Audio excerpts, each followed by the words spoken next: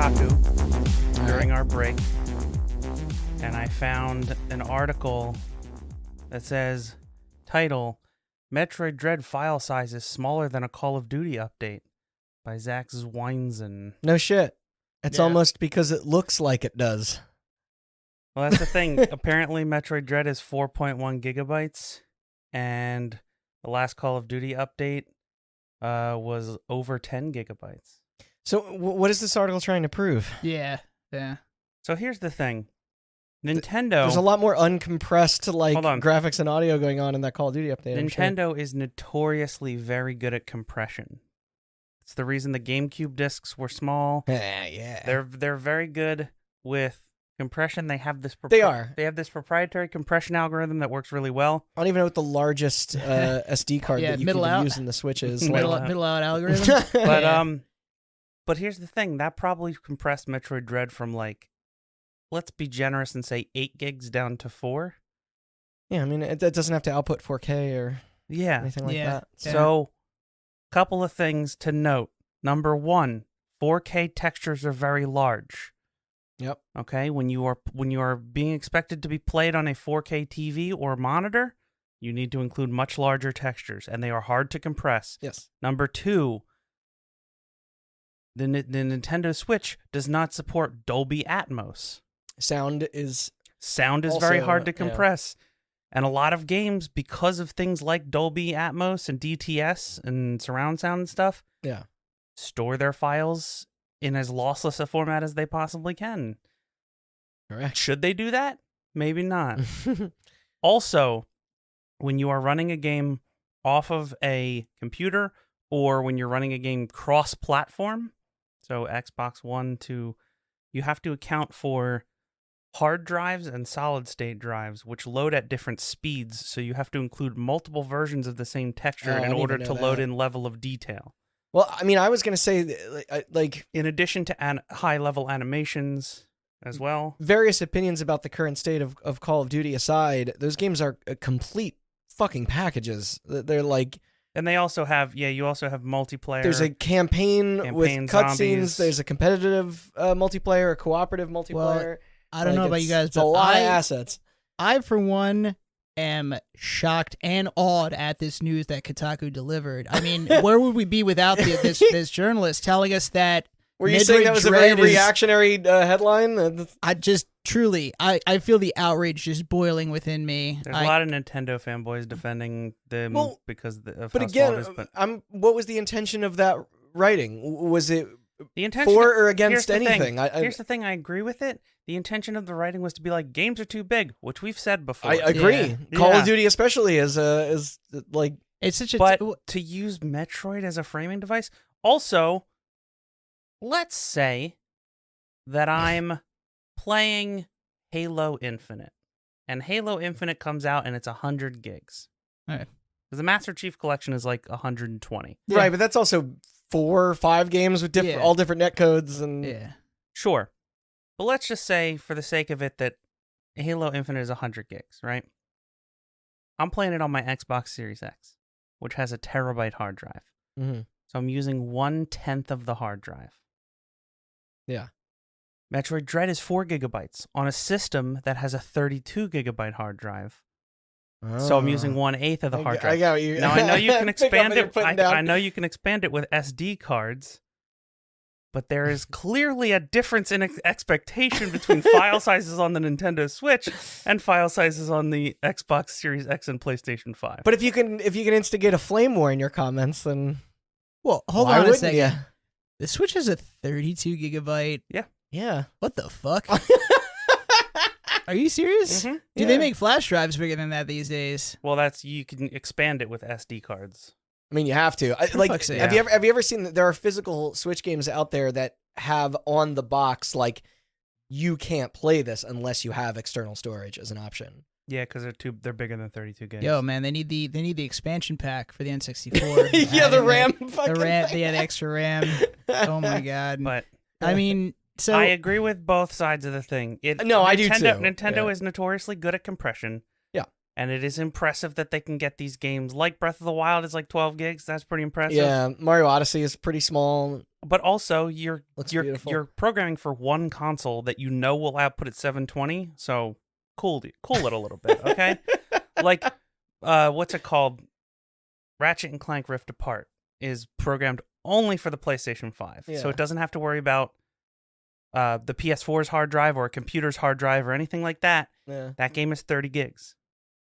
That could fit on an and SD card. it looks phenomenal in 4K. So maybe cool your jets. Well, they went with the most extreme and egregious example they could, which is Call of Duty. Yeah, and also, okay, it is a textbook example of comparing apples to oranges. It's like the two games are so different that they're in scale and scope. Yeah, exactly. You get absolutely no value from a direct comparison of both of them. It's just a completely different league. It's but you get people going at it. It's like if back when the 3DS was out, if I made an article that was just like, did you know that the average 3DS game is smaller than like a PS5 or a PS4 game? It's like, well, yeah, no shit. Like, yeah. And also Metroid Dread, it's mostly side scrolling. It's 3D, but it's mostly side scrolling, isn't it? So you only have to render everything one direction. That is also, that game looks bad. Anyway, let's get into the podcast. Oh, woof. You're really going to leave it with that? No, just kidding. When I say looks bad, I mean I'm going to buy it because it looks fun to play, but the graphics don't look like... The graphics look like it's about 6 gigabytes. Shadow Complex. Yeah. So congratulations on compressing that from a DVD size into a smaller size. That actually would have been a better example. Compared, what's the size of Shadow Complex? Because it Probably looks... a few gigs. I mean, it's just... Shadow Complex was just embrace like XBLA arcade game, which they were limited to 2 they gigabytes. were. Yeah. Wow. Oh, well, in that case, Metroid Dread is actually pretty bad at compressing its data. Suck it, Nintendo. I'm actually looking forward to playing that game. No, I am too. Me too. It looks good. But it is just God. I think it's still also not to temper expectations for anyone who's super excited, but isn't it also a $50 game? Yes. Which is like. Yeah, where's the rest of my gigabytes? I get what you're saying. No, that's not what I get what you're saying. No, that's where I was going I'm with paying it too. per gigabyte here. Call of Duty gives me 250 gigabytes for $60. Yeah. What am I paying $50 for? Should have brought this for 4? No, come on, Nintendo. I'm 100% with Austin. It's like, well, fine. If I'm only getting a percentage of the gigabytes, why is it not a percentage of the price? Yeah. If you're still listening, we are back with part 2 on the development and release of the official adaptation of Harlan Ellison's horror sci-fi classic, I Have No Mouth, and I Must Scream by Studio Cyberdreams. This, of course, being a part of our podcast annual celebration of all things spooky for Halloween. Last week, we got a little bit into the background of our author at hand, as well as the origins of the company, now assigned with the impossible task of translating such a provocative work of fiction into the interactive realm of video games.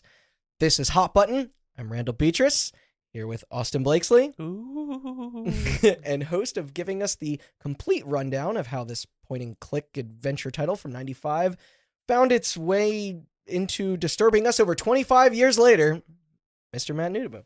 Zug. Matt, so what was next for our fine folks as they pieced this nightmare together and we would know it as today? Well, just so where we last left off. Yeah, I guess it wouldn't be 1995. What's his name? Proper. Sears. David Sears. David Sears was going to spend a week with Harlan Ellison to help him write his script. At his home. At his home, yeah. He must have stayed at a guest bedroom or something. Yeah. Which is just straight out of Mank. It's all I can think about. He stayed on the pile of the rest of the bricks that didn't get nailed. His pillow being a dead... what was it? Gopher. A dead gopher. Yeah. You know that was like a gopher that was just fucking with his lawn, and then he took them out. Oh, yeah. It was like what do you call it? Caddyshack. Harlan succeeded in killing the gopher. He dropped he dropped Molotov cocktails down there. So up to this point, we've talked about Cyberdreams, their first 2 games. They were very successful in bringing in 2 very famous artists and connecting them with their development team. First H.R. Geiger, yes, and then Sid Mead. Darkseid. Darkseid, and then Sid Mead with Cyber Race, who worked on the cars of Blade Runner and did many other movies. So Fucking sick. so now we have here, they want to work with Harlan Ellison, and so they bring in David Sears. They hired him. He was a journalist for Compute Magazine, Yeah. and they bring him in only to tell him that, hey, your very first job as a game producer is going to go work with Harlan Ellison at his home. And of course, he knows that I'd this jump at story- that opportunity. Why not? I mean, it's just such a.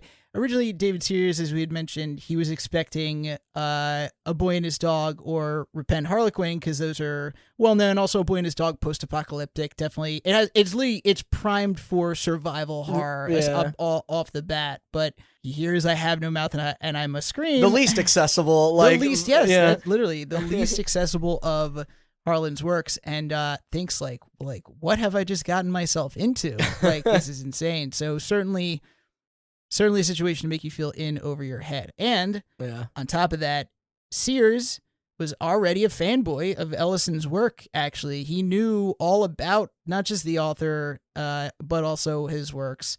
And so imagine being a fan of one of your favorite artists. That's the dream. So, but the Cyberdream. But the other thing is, imagine being the fan of one of your favorite artists and then realizing, oh shit, if we poorly produce this game, he's gonna hate me. Yeah, imagine that. Email me dead gopher. Yeah. Oh yes, yeah. And he'll like, you also want him to acknowledge and respect video game. Like, there's a lot to prove. There's a lot on the line. Yeah. Yes, a lot at stake here, and so obviously he's going to feel the pressure. And he didn't want to damage Ellison's reputation with a bad game, but. Because we know what he would do about it. Yeah. Oh god, he would hold a grudge against you for the rest of your life for sure. Yeah. The good news is, Sears reported that Ellison was welcoming and genuine, but nice. To quote, he did not tolerate idiots. So that was a direct quote from him, which I think is a very accurate summary of Harlan Ellison. To the point. To, provide some context, Harlan Ellison was notoriously. Just picture Abe Simpson shaking his fist at the cloud. Yeah, he was a curmudgeon, and he was. Well, that's a bit extreme. It was directed what irritated him. Yeah. But otherwise, all around passionate guy. Very passionate. I would say he was passionate. He was argumentative, and he was combative. He was not afraid to get in your face and argue with you. So he had developed a reputation as that. I respect him. No, it is in many ways respectable. Video game translations are very hard to do, so imagine walking into that scenario. Yeah. So Sears reported that he was a welcoming and gracious host. Here is where we have really can pull back the curtain and just see the creative process of this author working on this game and just going through it, and it's like, see how the sausage is made, so to speak. So with a typewriter. A typewriter, yeah. So gross. Harlan, he agreed to this project because he said specifically he had never done a game before and he was interested in taking on the challenge. So that's the best response. That is, to that. despite not being a gamer and not owning a yeah. computer. No, and which is like mad respect for this guy who was just like, he wasn't going to back away. Mm-hmm. And he was up for the challenge. One of the things Harlan Ellison was also famous for is he published a lot of cultural critique just on everything, television, society, sci-fi in general, of course. I want to read this stuff. Yeah. And so one of the things he critiqued was the state of computer entertainment. Obviously, back then, for sure, he probably saw a lot more potential than what was... what he was drawing like conclusions from. I have no citation of this, but it's not hard to believe that he probably just absolutely roasted computer games, especially in the early 90s. He probably was like, "This is trash." He probably played an Amiga, and he's like, "This is bullshit." That's what I'm thinking. He probably played. He probably saw like a couple of prime examples. Super Mario Brothers. Ugh. Why not Super Mario Sisters? Why so patriarchal? Huh? Yeah. Well, that's why I didn't even feel like he had access to like those consoles. It was probably more in the Commodore and there was plenty of amazing stuff. He didn't even own a computer. No, I knew he didn't own a computer, but I just more meant from his like own. Just anecdotally like reading about. Yeah, I mean, it makes sense. Imagine like Elite was a very famous video game series. Imagine being like hearing like Elite. This game was like was absolutely groundbreaking. And then you play Elite, and it's like literally just a black screen for space and a couple of lines for spaceships, and thinking like, this is what people think is amazing. This is awful. Yeah, someone took the song "Space Truckin'" by Deep Purple and made it boring. My review of Elite, the original Elite. That's unfortunate. That song slaps. So he looked at the computer jam. games and he said, "I have a mouth and I'm still screaming."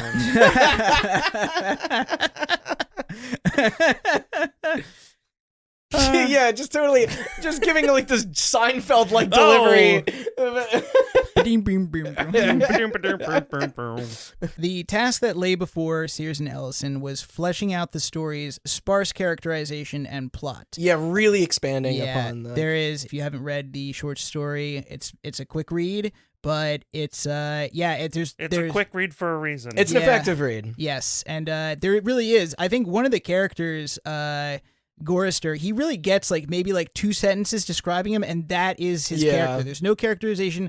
The plot is like, there's like a little bit of world building, but like just to get the not story a lot. going. Yeah, it's just like a paragraph every once in a while. And so they knew going in. Even Harlan Ellison knew going in that it's like, we need to flesh out. I mean, he was still interested in it this many years later to want to explore the world. It's a really good point that it's like, do you think like when they showed up and said like, yo, we want to adapt one of your works, and they were like, it was like, yeah, which one? I have no mouth and I'm a screen. You think Harlan was just like, really?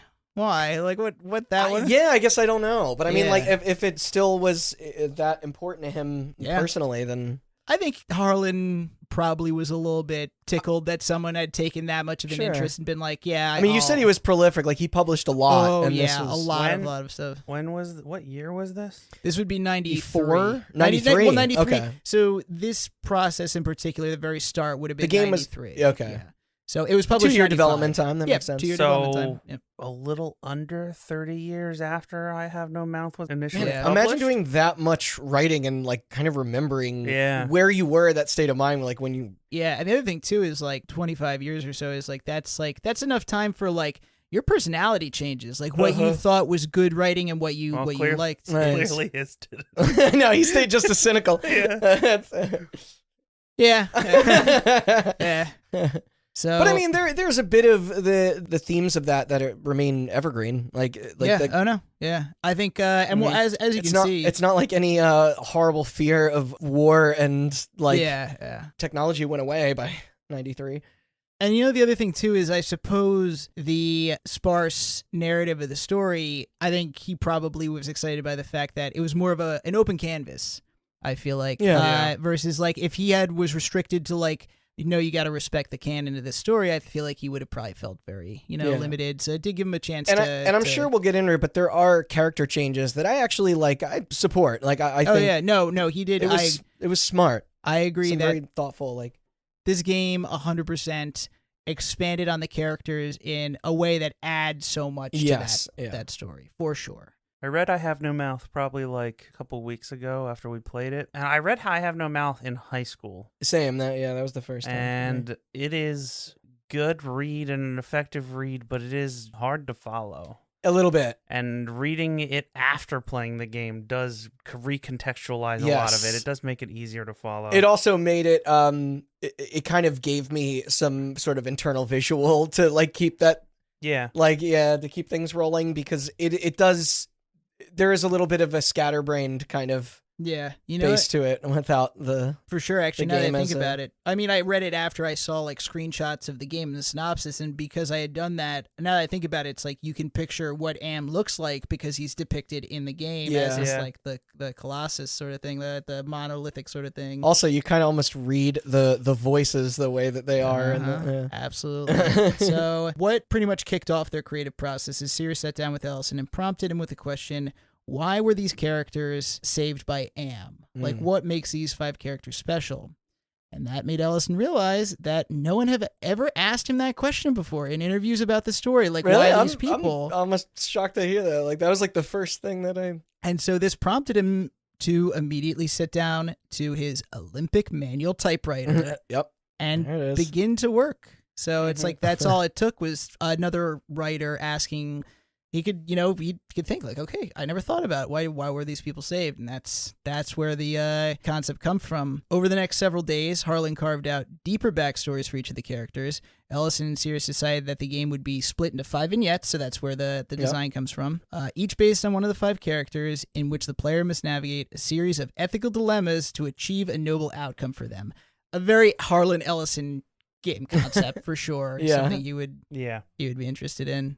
From the beginning, Sears reports, Harlan intended to address some very controversial topics, hoping to live up to a desire to give players a brand new gaming experience and introduce genuinely mature subjects to an art form where he felt it was lacking. That he did. That is ambitious and very respectful for an author who had never touched a computer. And that is and it becomes evident almost immediately in that game. Oh yeah, like almost regardless of who you choose, because we should point out that it is technically non-linear. No, as we'll see, this game had a lot of ambition, and I think it did it very well. Actually, to quote Sears, it was an early attempt to tackle genuinely mature subject matter in an era where mature typically meant showing a heroine in a bra, which is true. Yeah, I mean, does that almost sound like it was?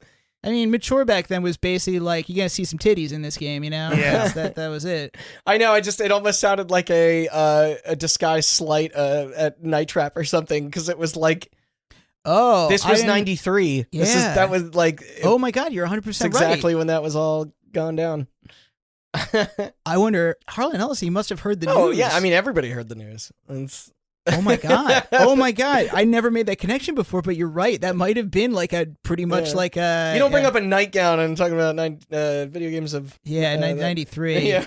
God, it's all coming together. Night Trap. If you haven't listened to that episode, that is all... That was a joy. Joy to record and play. Also another game I recommend. Definitely, you need to play it. Yeah. That has both of these games have that in common. Yes. You need to see it for yourself. You need to see it for yourself. This game concept that they came up with required writing very lengthy backstories and developing additional material for the characters that are exclusive to the game. I can't emphasize how much of this writing is original to this game. Mm-hmm. As we shall see, all the characters are altered slightly from the original form. Some of the characters are altered entirely, like just Nimdok especially. Yeah, Nimdok especially. So that is a big part. Gorister goes from being, as we shall see, in the original story, he was a social activist, and Am makes him apathetic and listless and depressed, That's right. which very, very late 60s. It's like, what's your version of hell? Being like an apathetic nobody. Yeah, I guess it doesn't exactly like strike as hard as like Benny's fate, So in the lens of the mid-90s. That is 100% true, actually. In fact, that'll actually play a factor later. The fact that Benny is so different and was so transformed from his original form. Sears comments on that later, actually. But I understand what he was getting at when that was initially published, because it was basically like he took the proactiveness out of Gorister, and Benny was more of like, he was also meant to be like a very brilliant man, and it was like taking away his intelligence was meant to be a version of torment, but flowers for Benny for sure. You take the brilliant scientist, now he's like an ape man, with a giant dong. That's true. I'll get to that. Oh no, it's a thing. It's in the script. Okay. So it was Sears' job to steer the adaptation and take notes, but Harlan, being the experienced and expedient writer that he was, actually needed little guidance on this work. He actually did not need much. Yeah, he actually was very self-propelled and self-driven and wanted to see this come to fruition. As a result, That's cool. Sears had a lot of unexpected free time while staying at Harlan's residence. At first, Harlan offered Sears distractions, such as suggesting he spend time on the home's balcony to enjoy the view, which one wonders what Harlan thought, how long he thought he could just sit out there and just enjoy the view. I also have some heroin. Yeah. You like drugs? Yeah. Actually, I think famously, Harlan Ellison was famously pretty clean. Yeah. In fact, I think I'm sure that he probably drank, plenty, but he was... of course, he's a writer, but I still love that. But I like that all of his demented ideas didn't come from... No, he was... Famously in the late 60s, early 70s, when he was offered drugs at a party, he refused it. I think is unverified, but my memory serves me correct. He said no thanks, I still haven't come down yet, or something to that effect, or like I'm still waiting to come down, basically saying like this dude is basically. That's a good retort. Yeah, Like, yeah, he was.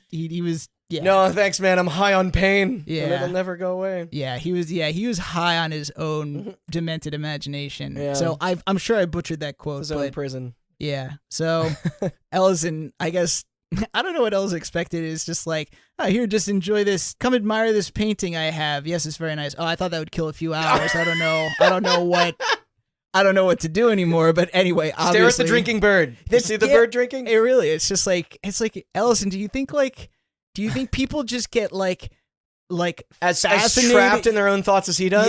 Yeah. It's like, do you just think people are like, just like everyone below you is just like they can just like look at like a drinking bird and just be like, that's it. That's all they'll do all day. These simpletons. Gives them this rock. Just yeah. Yes, exactly. So obviously Sears grew tired of the distraction. So eventually I think he kind of just sat down with Ellison in his office, and they just kind of talked while Ellison, typed out his stuff. They talked about common interests. And so they talked about, obviously, sci-fi. David Sears was a big fan of the Sandman comics by Neil Gaiman. Oh. Harlan, in response, took out his phone, called Neil Gaiman's phone number from memory, and then said, "Hey, Neil, I've got this guy who really loves your work." And he hands the phone to him, and he winds up talking to Neil Gaiman for an hour about his work and all this sci-fi shit. I kind of love this guy, honestly. Yeah, from memory, and this is the era before cell phones. He knew his house number. Holy Neil Gaiman shit. had just gotten home from the airport, and Harlan Ellison's just like, I got this guy who really likes your work, man. Can you just talk to him for me or whatever? And it's like, This needs to be a movie. yeah, it's really incredible. And then later that week, I guess because it probably worked very well in like getting Sears to get off his back. Right. He arranged a lunch with J. Michael Straczynski, the producer and writer of Babylon 5. He's apparently just friends with this guy. Oh, that's so nerdy. It is, yes. It is very nerdy. So I guess it must have worked pretty well because I guess David Sears was just like, You're a dork. You're into this. Yeah, David Sears was probably like, all right, that's good. Just keep going. So you want to meet who wrote the X-Files? I got them on speed dial too. That would have been cool as hell. Well, I was like, I read a story that I don't think you brought up in the first episode about Harlan Ellison. Got a job writing a movie adaptation of iRobot, not the one that came out. I know, I'd assume not. Because he was like the last living friend of Isaac Oh. You know what? Yeah. I want to see his version of that. Yeah. I saw a mention of iRobot in the stuff I read, but I neglected to check like that. Yeah, but yes, that's... This dude just got like Asimov and Heinlein on speed dial. You think Ellison's screenplay still had Will Smith quipping? No, he actually famously saw the Will Smith version of the movie and hated it? tore it to pieces. Yeah. Yeah. Oh, of course. What do you think? I mean, that movie on its own was like, wasn't exactly a it's entertaining schlock. It's schlock. Yeah. So it's like, what do you think Harlan Ellison's going to do? He's going to absolutely tear it to shreds. So in the end, Sears testified that Harlan was an extremely gracious host. He said he very much enjoyed staying with him. He actually wound up staying an extra week, so 2 weeks. Rules. Yeah. Okay, and then took another 6 weeks on his own to polish up their game proposal, which came out to be a 130-page game proposal, which is like, that's more than 13. Yeah. I mean, well, so yeah, it goes from 13 to 130. It's like really fleshing this stuff out, and it gets bigger from there. I'll get to that. So the end of this 2-week session with Ellison turned out very well. He was very pleased with himself. And it produced this 130-page draft of their game proposal. But of course, a game proposal is not the same thing. You can't just hand a game proposal to developers and artists and say, make a game out of this. Yeah. Okay. The work was not done. In fact, they pretty much just the part with coming up with the concept was done. The lengthy proposal was still highly conceptual and needed to be converted into an implementable game design document. And this actually would be done by a different David entirely. Not long after Cyberdreams had been announced, and that the proposal accepted, Sears and Harlan were invited to talk about their intriguing project at GDC in LA as keynote speakers. So Cyberdreams, Cyberdreams made this announcement. GDC was like Harlan Ellison, how it's intriguing. Like, okay, how is this going to work out? So they brought them both to be keynote speakers in LA at the conference, which is, cool. Yeah, absolutely. And, Harlan Ellison was probably used to speaking at conventions. So it was here that another Cyberdreams producer, David Mullick, even first heard about the project. Furthermore, Mullock says that I Have No Mouth was his favorite short story of all time, which is like quite a... That's some serendipity, I guess. Yeah, it is serendipitous. So it's just like imagine the luck, like the coincidental. Also, too, it's just like, imagine like showing up and it's just like not just saying like I really like this short story, but like, wow, that was my favorite short story of all time. Like that specific short story. He actually even recalls feeling a bit envious of David Sears getting the role producing this game because he had never heard. And he actually got to stay with him and stuff. Yeah, he got to stay with him, and it was just like he had never heard of this schmuck David Sears. He was a journalist before then. That my words, not his. Keep in mind, the sources I have indicate he was another producer at Cyberdreams. He worked at the same company and never heard of this project or this guy working on this project with them. And I was like, this was their third game. Yeah, so like I remember, or I wonder if they were in different projects. Yeah, clearly so he was involved with something else and was like, "Whoa, what the fuck? What the fuck is this?" Because like, well, probably what happened is that Cyberdreams at this point had kept, kind of kept everything mum while they were getting the proposal, and now that it was announced, didn't want to jinx it. Yeah, I mean, they probably didn't want to spread the word because it's like, what happens if he came back and it was, the proposal was trash, right? So David Mullock says that he was like, wow, this is like quite an opportunity. I wish he says, man, I really wish I could have had that job. And as fortune would have it, he would soon have that job. That's why I knew. That's why I said it was like. So before the event, Harlan announced to the audience that his co-speaker, David Sears, was a remarkable writer, and that before he would even proceed with the keynote, everyone in the room had to drop their business cards into a fishbowl on stage, apparently having to add, "Yes, I'm serious." That like people wouldn't. Yeah. David Sears, he said, was too good for Mississippi, direct quote. Deserved a job out there in L.A. Barron, Mississippi. And that whichever card he fished out of the fishbowl would be David's new employer. 3 days later, David Sears had a brand new job at Virgin Interactive and left Cyberdreams.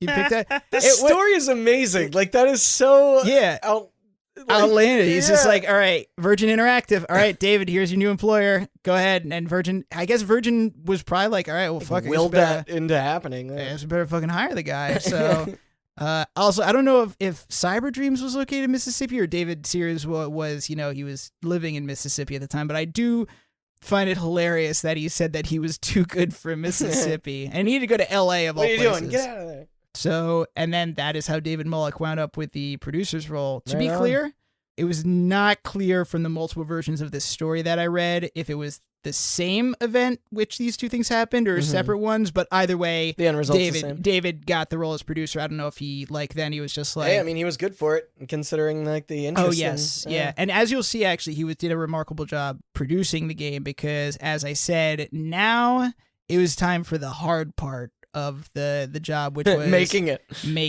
yeah. So I'm sure you'll get into this, but was Ellison also a part of the choosing art and kind of yes, he was. The way the stories branch and everything. This is, I think, in my opinion, the most most fascinating part of this whole development process because he wrote multiple epilogues for this. It's fascinating because this is like the real game design process. He's not just writing this concept and handing it over to the designers. He's conscious of how it can actually. And it's really what you see here. This team of Mullock and Ellison is just is absolutely fascinating. So now it's time to take the game proposal Harlan and Sears had proposed and turn it into the defined game document. Mullock was responsible for designing many of the puzzles, elaborating on much of the proposed dialogue, and then establishing a framework so that the programmers and artists could turn the document into a game. Gotcha. Yeah. Right. So it was Mullock who got a taste of Ellison's infamous personality versus Sears, who just sat there and went, wow, this is really good writing, because Mullock had to sit here and be like, no, this isn't going to work. So...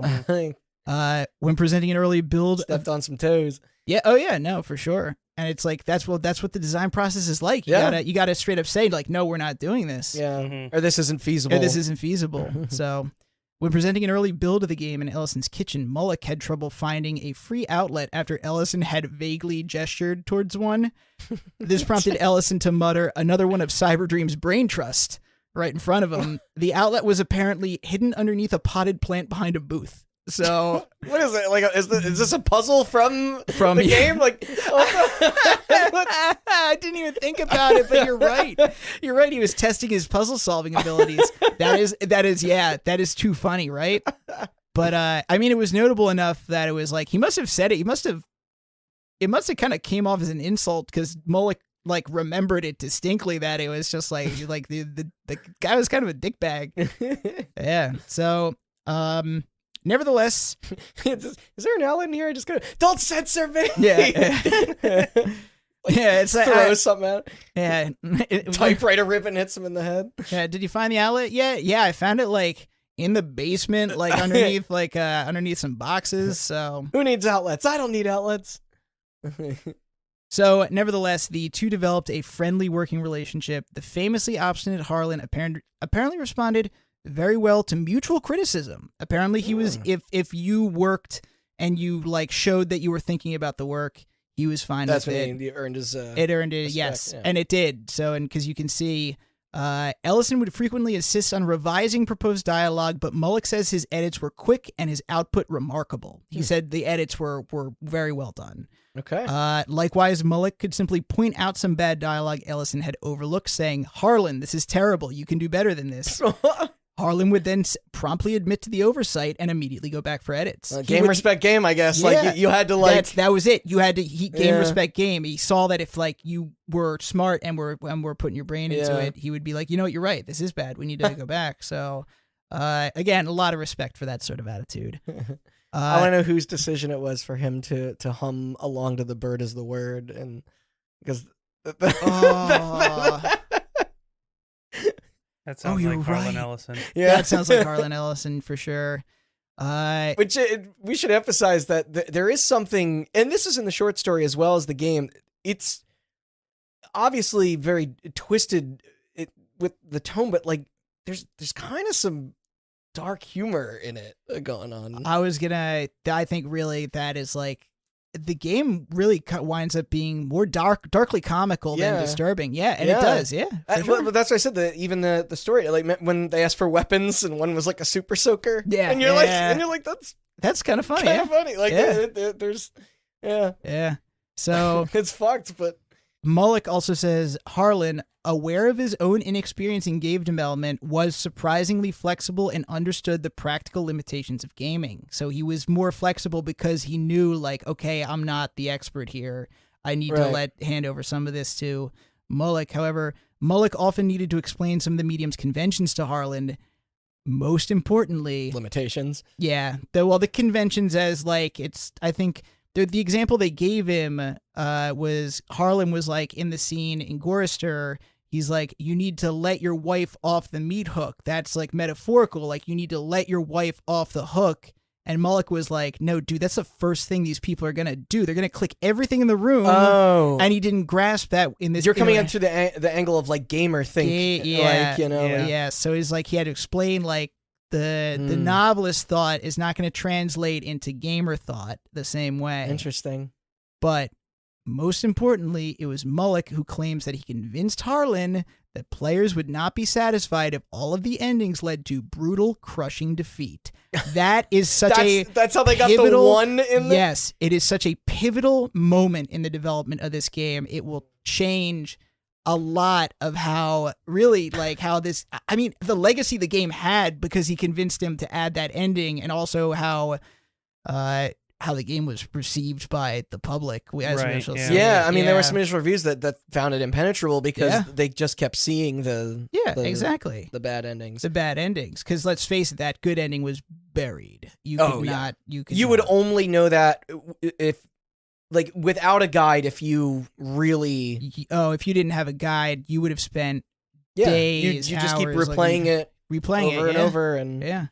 So maybe what he wanted, I don't know. Yeah. So after several months, the team had turned the 130-page proposal into a whopping 800-page design document containing more than 2,000 lines of additional dialogue. Damn. Mullock estimates that Harlan directly produced about 20% of the document, with the rest belonging to himself. So 20% is pretty significant, and probably even more so. Harlan was probably also responsible for a lot of just the straight dialogue that appears in that game. So was it kind of decided upon at this stage that he was going to be giving his voice to the...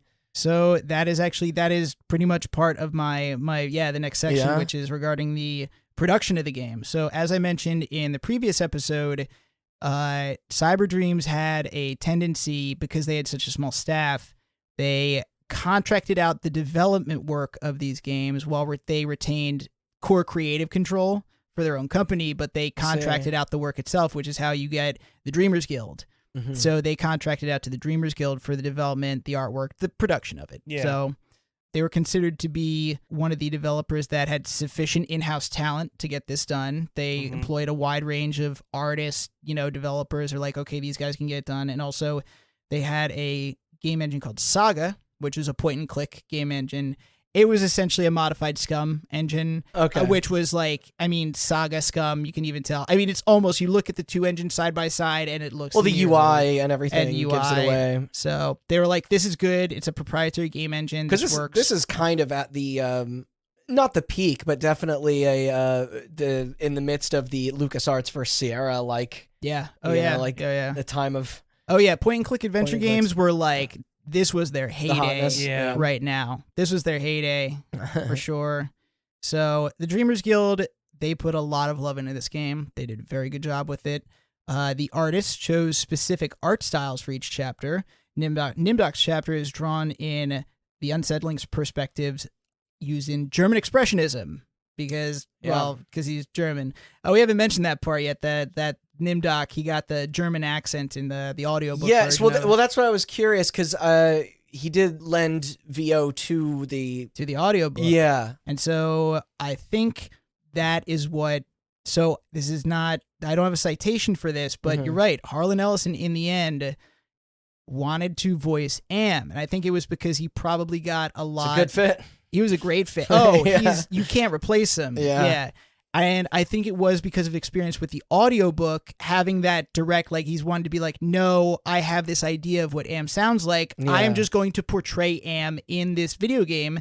And that's how you wind up with the game. If you want to hear Harlan Ellison as a genocidal supercomputer. That caught me off guard. He's Am. That's him. There's almost some, like, a little bit of that shared foundation and even like a GLaDOS type character just like speaking with confidence and remaining menacing, but also kind of like he's got a glibness to him. Yeah. He's like, he reminds me of Shodan from System Shock 2. Yeah, Shodan, like he kind of wryly mocks you throughout, and it has like kind of a a glib, sarcastic tone to it, it's like halfway between Shodan and GLaDOS. And GLaDOS, yes, because the mocking, is a little bit less serious than Shodan's. Yes, but not nearly as jokey as GLaDOS is. GLaDOS was purely like satirical and farcical. But Am relishes in the like. Yeah, there are some lines that we just burst down laughing. He completely steals one of the chapters. He does, and it's so juxtaposed to what you're actually seeing that it almost makes it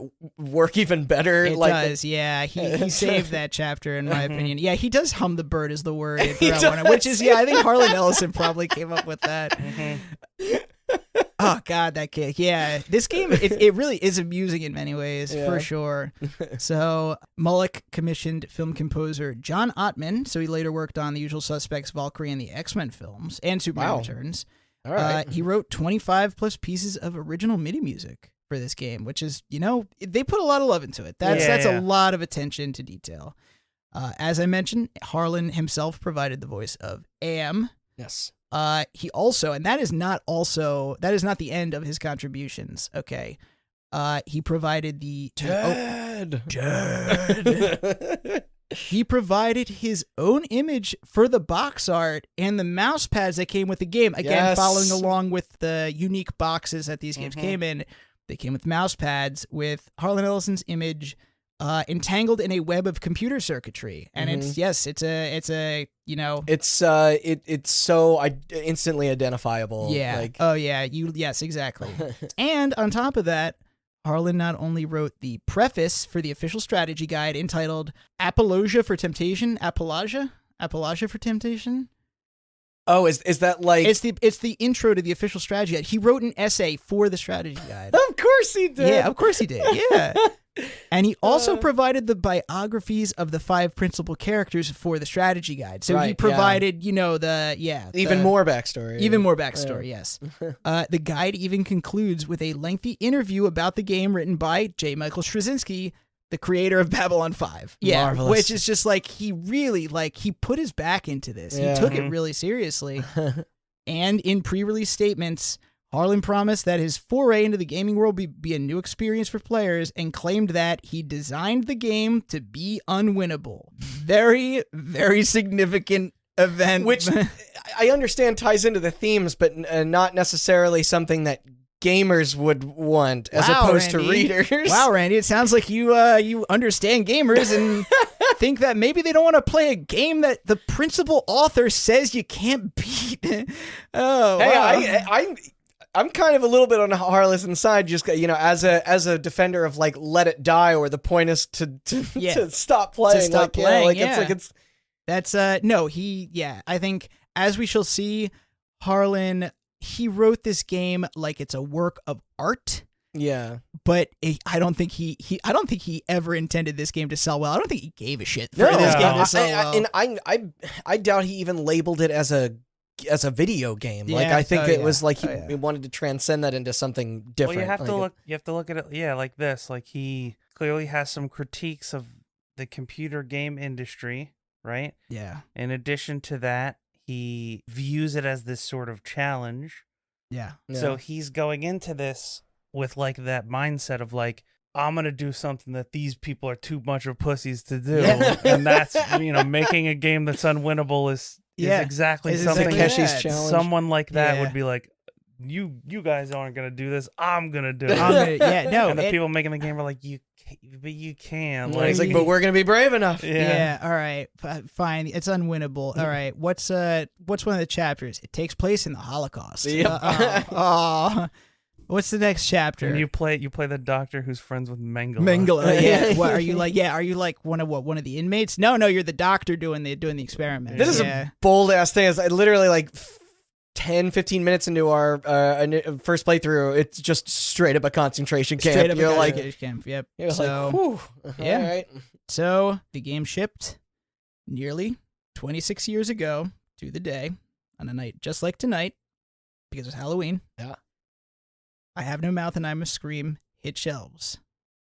And that is, we're going to talk about the game we've got because we've gotten a chance to play it. Yeah. And I'll give a brief rundown of I got to give a rundown of the game because No, I'm hyped to get into this. There's just all these thoughts been boggling around in my head for the last several weeks. So so it's on Good Old Games. Yes, it wasn't available for a while. It was not. Yes. Yeah, it was only. It was also on Steam. It got released after. After Good Old Games. So we played on Good Old Games. The opening cinematic has Harlan Ellison as Am delivering the hatred monologue from the short story in bombastic villainous glory. Hate. Yeah. Hold on. Chewing the scene. You gotta, you gotta see if I can find it. Okay. Yeah, absolutely. So it is a lengthy intro. It is a very, very long intro for a 95 game because he dumps a lot of the exposition from the story onto folks, but he goes through each of the 5 principal characters in the midst of delightfully torturing them on screen. Hate. Let me tell you how much I've come to hate you since I began to live. There are 387.44 million miles of printed circuits in wafer-thin layers that fill my complex. If the word hate was engraved on each nanoangstrom of those hundreds of millions of miles, it would not equal 1/1 of the hate I feel for humans at this micro-instant. For you, hate. It's great. Oh, I feel like I'm watching like just a demented version of G.I. Joe. Like, yeah. It's like just the hate.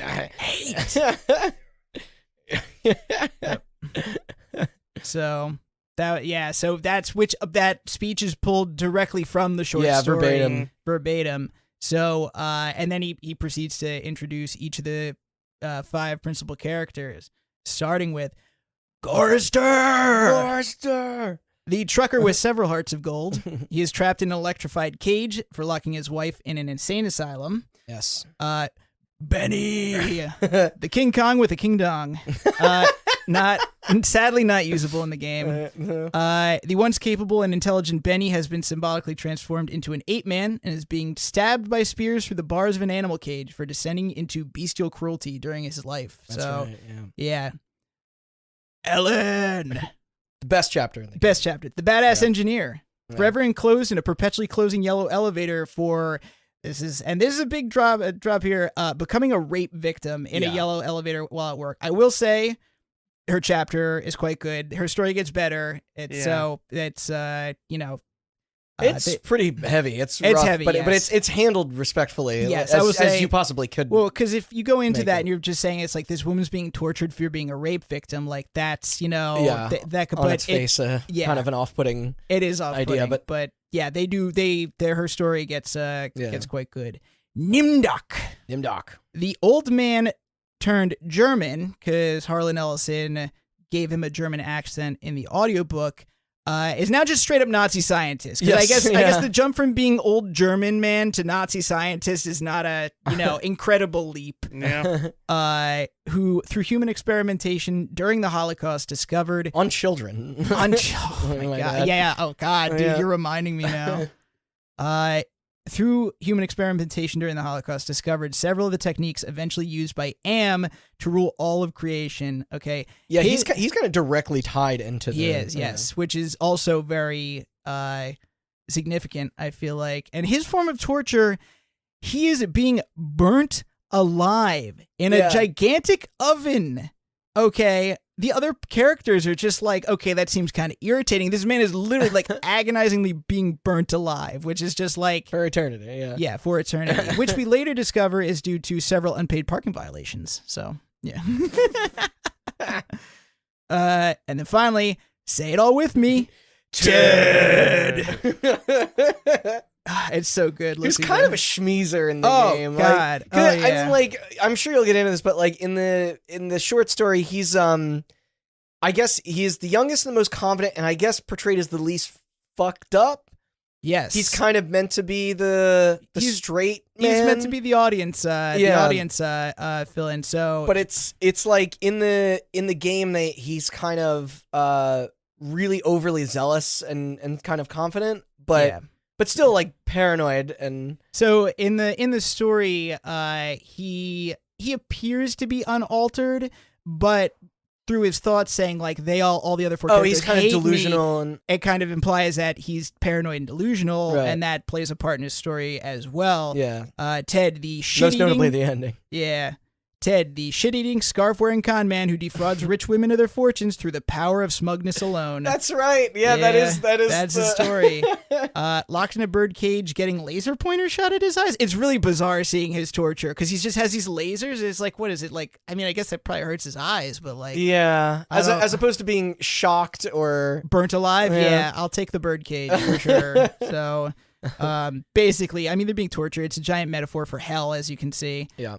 Finally, the premise emerges as a new form of cruel entertainment. Am announces that he has constructed individual psychodramas for each of the 5 characters to live out based on their past experiences. So, like a lot of traumatic stuff.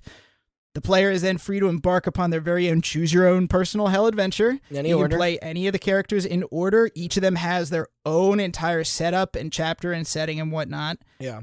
However, unbeknownst to the characters, and only revealed further into the game, outside forces have managed to hijack parts of Am's power, and through moral choices and confronting their pasts, the player can achieve good endings for each character that brings them closure and frustrate Am's scheming, paving the way for a final confrontation. Yes, there are different degrees of fail states. Yes, because there are straight up game overs in it, but then there's other stuff that it's like, well, depending on your choices, how well did you get out of this? Did you get out of this? So we did actually we did very well. We did, I think so, for our first time. Like, yeah. So The first one we went through, I'm going to go in the order we did? Absolutely. Okay. Which starts with Nimdok, actually. Yes. So, yeah. Nimdok, we chose this one. I mean, we chose this one because we were looking for the shocking material. We knew this one took place during the Holocaust. And so the synopsis is that you were teleported to a concentration camp. Okay. I think you're trying to uncover what the lost tribe is for Am, which you kind of figure out. It starts out, you're the doctor. You're basically Joseph Mengele. You're knockoff Joseph Mengele. Yeah. And you have to do surgery on a child. Like, you literally, it says, like, perform surgery on, like, a fucking child and kill him. And, and it plays with your expectation of wanting to kind of rebel against what you're, like, for sure. Absolutely. Predetermined. And what you're told to do. So, changes. So, Nimdok in the story is, the only thing you know about him is that he's old.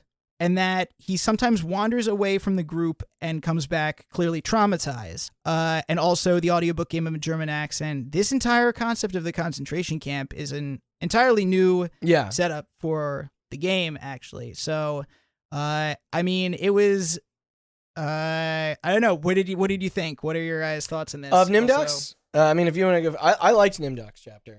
I thought it was I actually thought Nimdok's was my favorite. Yeah? Wow. Mm-hmm. I did not expect that. Okay. Yeah.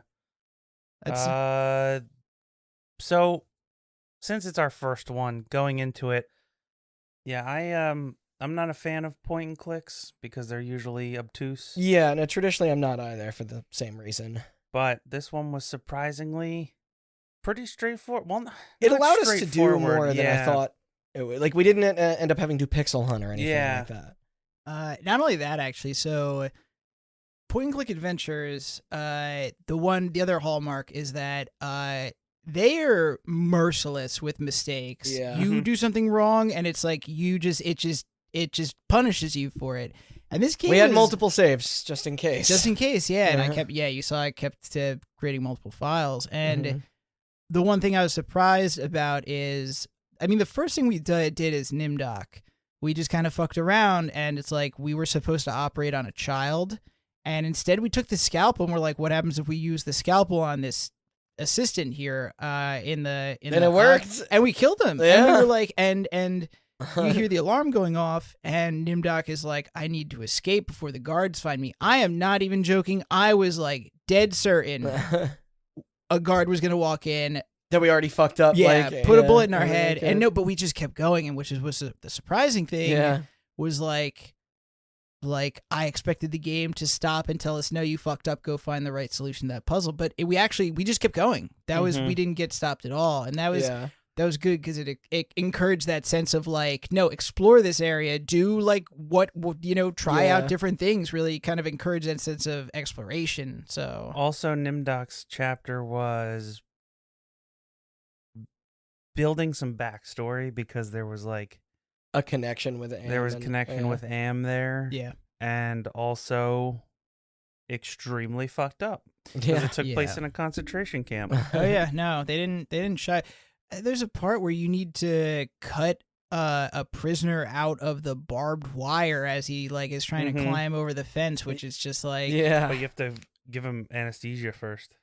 Oh, that's right. You do need to give him anesthesia. Or ether, as they call it. Yeah, you talk to the like. You walk into a back room. There's just a bunch of like dead or dying children lying on cots, and you gotta go talk to them or whatever.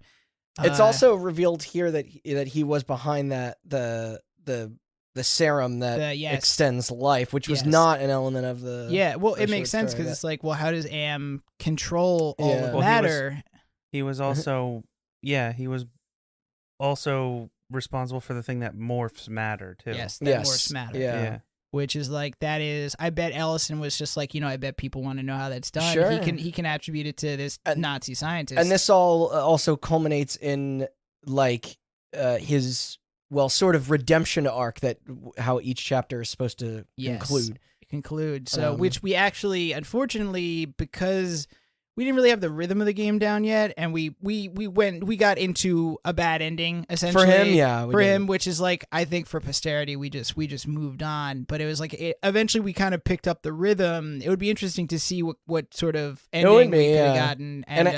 But I guess the amplification though to make out of to get out of this with the best possible scenario was to help the other prisoner. the other Jewish captives escape, and then take control of the golem. Yeah. Okay, that is another thing, is that this game has a lot of literary merit that it does not get credit for. Yeah.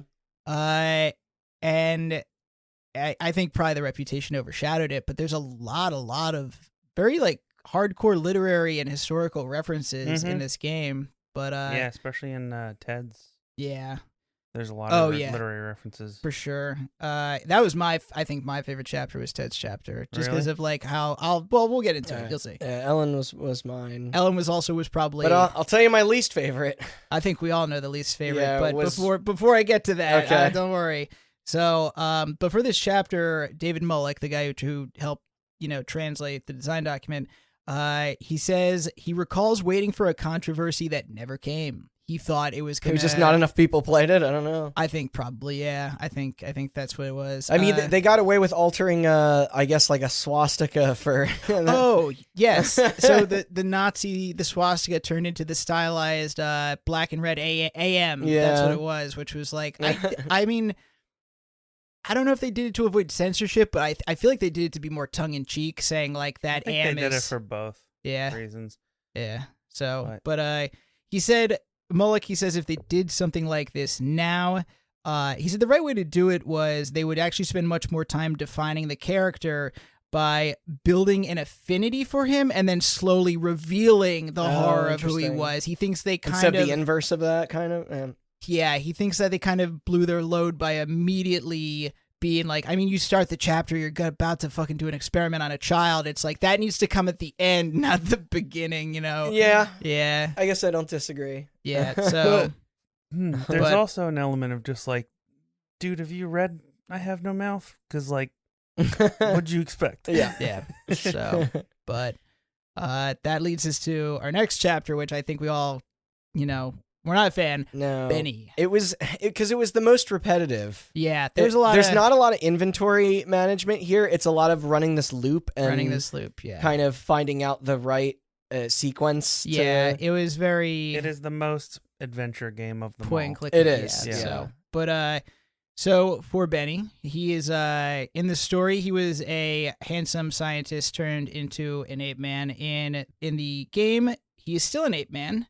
Still very hunched over. Very hunched over. Instead of being a former scientist, he was a distinguished but overbearing officer in the military. He was also, I think, openly gay, which Ellison kind of regretted. Like, it wasn't any type of self-censorship. It was just like... They lost the thread. They lost the thread of it, but I think later said that he wanted, that is...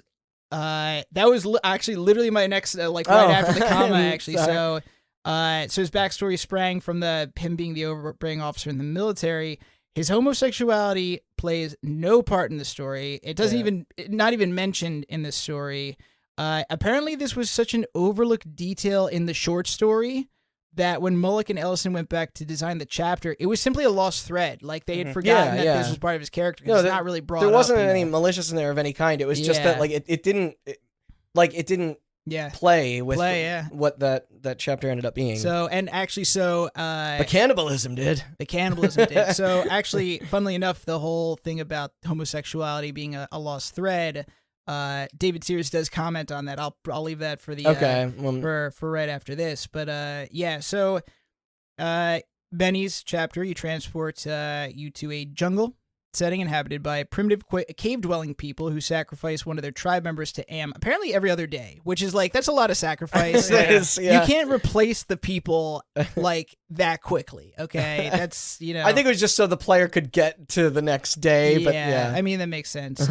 In classic lottery fashion, shout out to Shirley Jackson, whose original short story has been plagiarized ad nauseum since 1948. That's when that story was written. Oh, wow. Right after that. She was the one that came up with the There's those Hunger Games residuals. And it's like, that's an old concept, so but all right. Shout out to her. Am plagues Benny with agonizing hunger in order to tempt him into cannibalizing one of the cave people, as he did to his squad mates when he was in the military. Okay. And so, I mean, his redemption arc is so dumb because he goes from being just kind of an ass to being cave Jesus. Yeah, I mean, there's a fixation on like food and stuff like which is a pretty significant part of the they're all being starved. Starved, yeah. So I guess they kind of wanted to work that in, but it literally, as you play it, it's like you go to investigate these objects for puzzles, and it was like everything he sees is just either food or not food. So it's like that crib. Kind of fucking annoying. It is annoying. No, it's annoying. Yeah. It makes him just annoying as fucking hell. And he's bland as hell. It's like we went up to that crib and it's just like he's like, oh, it looks like there used to be a baby in here. Man, I'm really hungry. It's like, what? You want to fucking eat the baby, Benny? Is that what you're saying? It was just and like you said, it was that loop of just like, and also I think his movement is sort of his legs don't work. His legs don't work. Yeah. So there's a lot of areas you can't even access. Like it's pretty restrictive. That's it. And it's like, so you, in the center of the town is a platform with a ladder going up to a bunch of stuff. And so I think in your mind, you're just like, oh, I got to find a way to get up the ladder because that's where the next area is. And you just never wind up going up. Yeah. So you need to, he's redeemed through, I guess, the just, saving one of the victims. A literal orphan. Okay, oh, come on. It's just a little too on the nose. The kid's mom is sacrificed, and then Benny has to take the kid's place when it's his turn. When it's his turn, which is why I said it's like, and okay, not only that, but like the sacrificial mound is literally a circuit board cross. It's very, very on the nose. Heavy-handed. So, but you're right. It's like, because, but it's not even like he even demonstrates the care or compassion. It's like the play, I don't know. It just it doesn't even. It's not a believable redemption for sure. And it's like it's like the time pressure thing where it's like you kind of need to advance the day by sleeping to get to the lottery the next day, and it's like you think you've solved the puzzle correctly, and only to figure out that it's like, no, you didn't solve the puzzle correctly at all. So it's like, well, what do? You just got to reload. There's no way to which is very, like you said, very, very point and click adventure. And also he's an ape man, so he can't talk to anybody. Yeah, so you don't even get a lot of good internal or external dialogue from it. You're right, you don't. And though Am does save the chapter. He does. Yes. So all around this jungle inside these caves are monitors where Am kind of talks to the cave people a la Big Brother. Yeah. And the dialogue for him in this chapter is just absolutely hilarious. He is such he just has this glib, dry delivery. It's because to him this is just like a stage play that he's orchestrating. Yes. It's just kind of. So, and it's like, I remember you, Randy, we were listening to his dialogue and you were just like, what a dick in the ass. And it's so true. It's so funny. We laughed out loud at some of the stuff that Am said. Also, this is the chapter that you learn about the Russian and the Chinese supercomputers that are, they're kind of buried in Am's, I guess, subconscious. So he's kind of not aware that these people or these computers are there.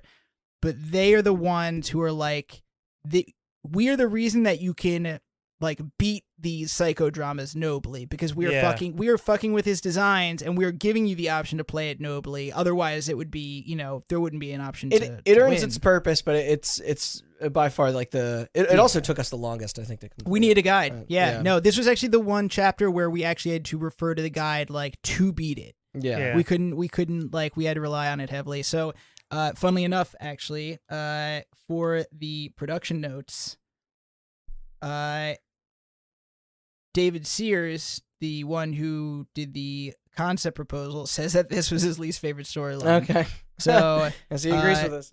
He says, someone much later reminded him that Benny was the most altered of the characters and that he was gay, which prompted him to look back and realize there was a lot of lost opportunities writing the story. He says he remembers including that Benny was gay, even though he also has a wife in his version of the proposal. But that apparently when Mullock and Ellison went to translate his version of the story, it's nowhere to be found. Yeah. And so he's like, it was just dropped. And he's like, I regret that, because a person confronting their closeted homosexuality would have been a lot more impactful. An amazing storyline in '95. Oh my God. It would have, instead it's a lost opportunity. That chapter sucks. Yeah. So, but yeah. But then this is my favorite. Yeah. If Okay. you So want to move on to Ellen. Ellen, yes. So Ellen, I will say, I think she is the best character. Yeah. I like Ted's chapter gameplay wise, but Okay. Ellen was a surprising, Yeah. just really. I mean, off the bat, there's so much personality to her. Oh yeah. Oh yeah. So notable change. Which maybe was just refreshing to us coming from Yes. Benny. Yes. So that the it's first two like- chapters were That she's yeah. very vocal and everything. It was the first time we played the chapter that we played that I was like, oh, this is like a really like well developed, well Yeah. thought out story, and the chapter was good too. But Ellen goes through a lot of changes from the story. Ellen in the story is well, first of all, she's the only woman of the group. She's also the only character whose skin color is mentioned. Yeah. So in the original story as well. Like, in the yeah. original story, Ted says she has ebony skin, so she's black. So she was a black woman in a video game, and also in the story, her role in the story is that she is a once chaste woman now turned hypersexualized by Am. Yes. Yeah. She's notable for the fact that, one, she has a lot of interaction with the other characters because she has sex with all of them kind of on rotation. But as Ted mentions, only enjoys it with Benny because, as I've said before, his gigantic dick. On top of that, the other characters kind of go between kind of worshiping and protecting her, Ted and then, especially. Yeah. and then abusing her, which is like it's the Madonna horror complex sort of thing. So a lot of attention being paid to Ellen in the short story. Not all of it great attention. Probably not all of it would fly these days. Yeah. No. But in the game, she's a survivor. She's a rape victim. She survives rape, and she was an engineer who we later find out worked on Am. Okay, and Am is sent her into this bright yellow e-waste pyramid. And yeah. he intends for Which it should be noted that she also is has a I guess it's a chromophobia. I had to look it up Yes, of like a chromophobia. fear of certain or getting a response of certain like colors. yes. So like in Which- her case, yellow. yes. Should be noted that the yellow is symbolic. Is a Yes. symbolic color to represent anxiety, Anxiety. Yes. and post-traumatic stress. Yes. Absolutely. And so that was that And is sh- actually And she's also claustrophobic because the the rape Because of happened in the an elevator. Yeah. Yes. So, and so I mean, this chapter, it's like I can't say enough about this chapter. First of all, how different it turned out to be from the story, but also it's incredibly bold and Yeah, and and- uncomfortable. how incredible Ellen was as a character, like how they Yeah. wrote her for the game compared to the story. In the story, she's mostly a sex object, I think, in the story. In this, she's heroic in the Because game. Am Yeah. makes her that Yeah, though, like yeah. but yeah, in the game it's like it all is leading to you confronting your Yes. your rapist, and then And like what a scene that turned out to be. Yeah. Because you do. Yeah. Am intends for Ellen to relive her rape over and Over and over, but instead she confronts the rapist and conquers him, and it's spectacular, and Yeah. and they did a wonderful job. Also, I genuinely just enjoyed solving the puzzle to this. I felt like in that we- like Egyptian temple in the kind of Egyptian thing, temple yeah. thing.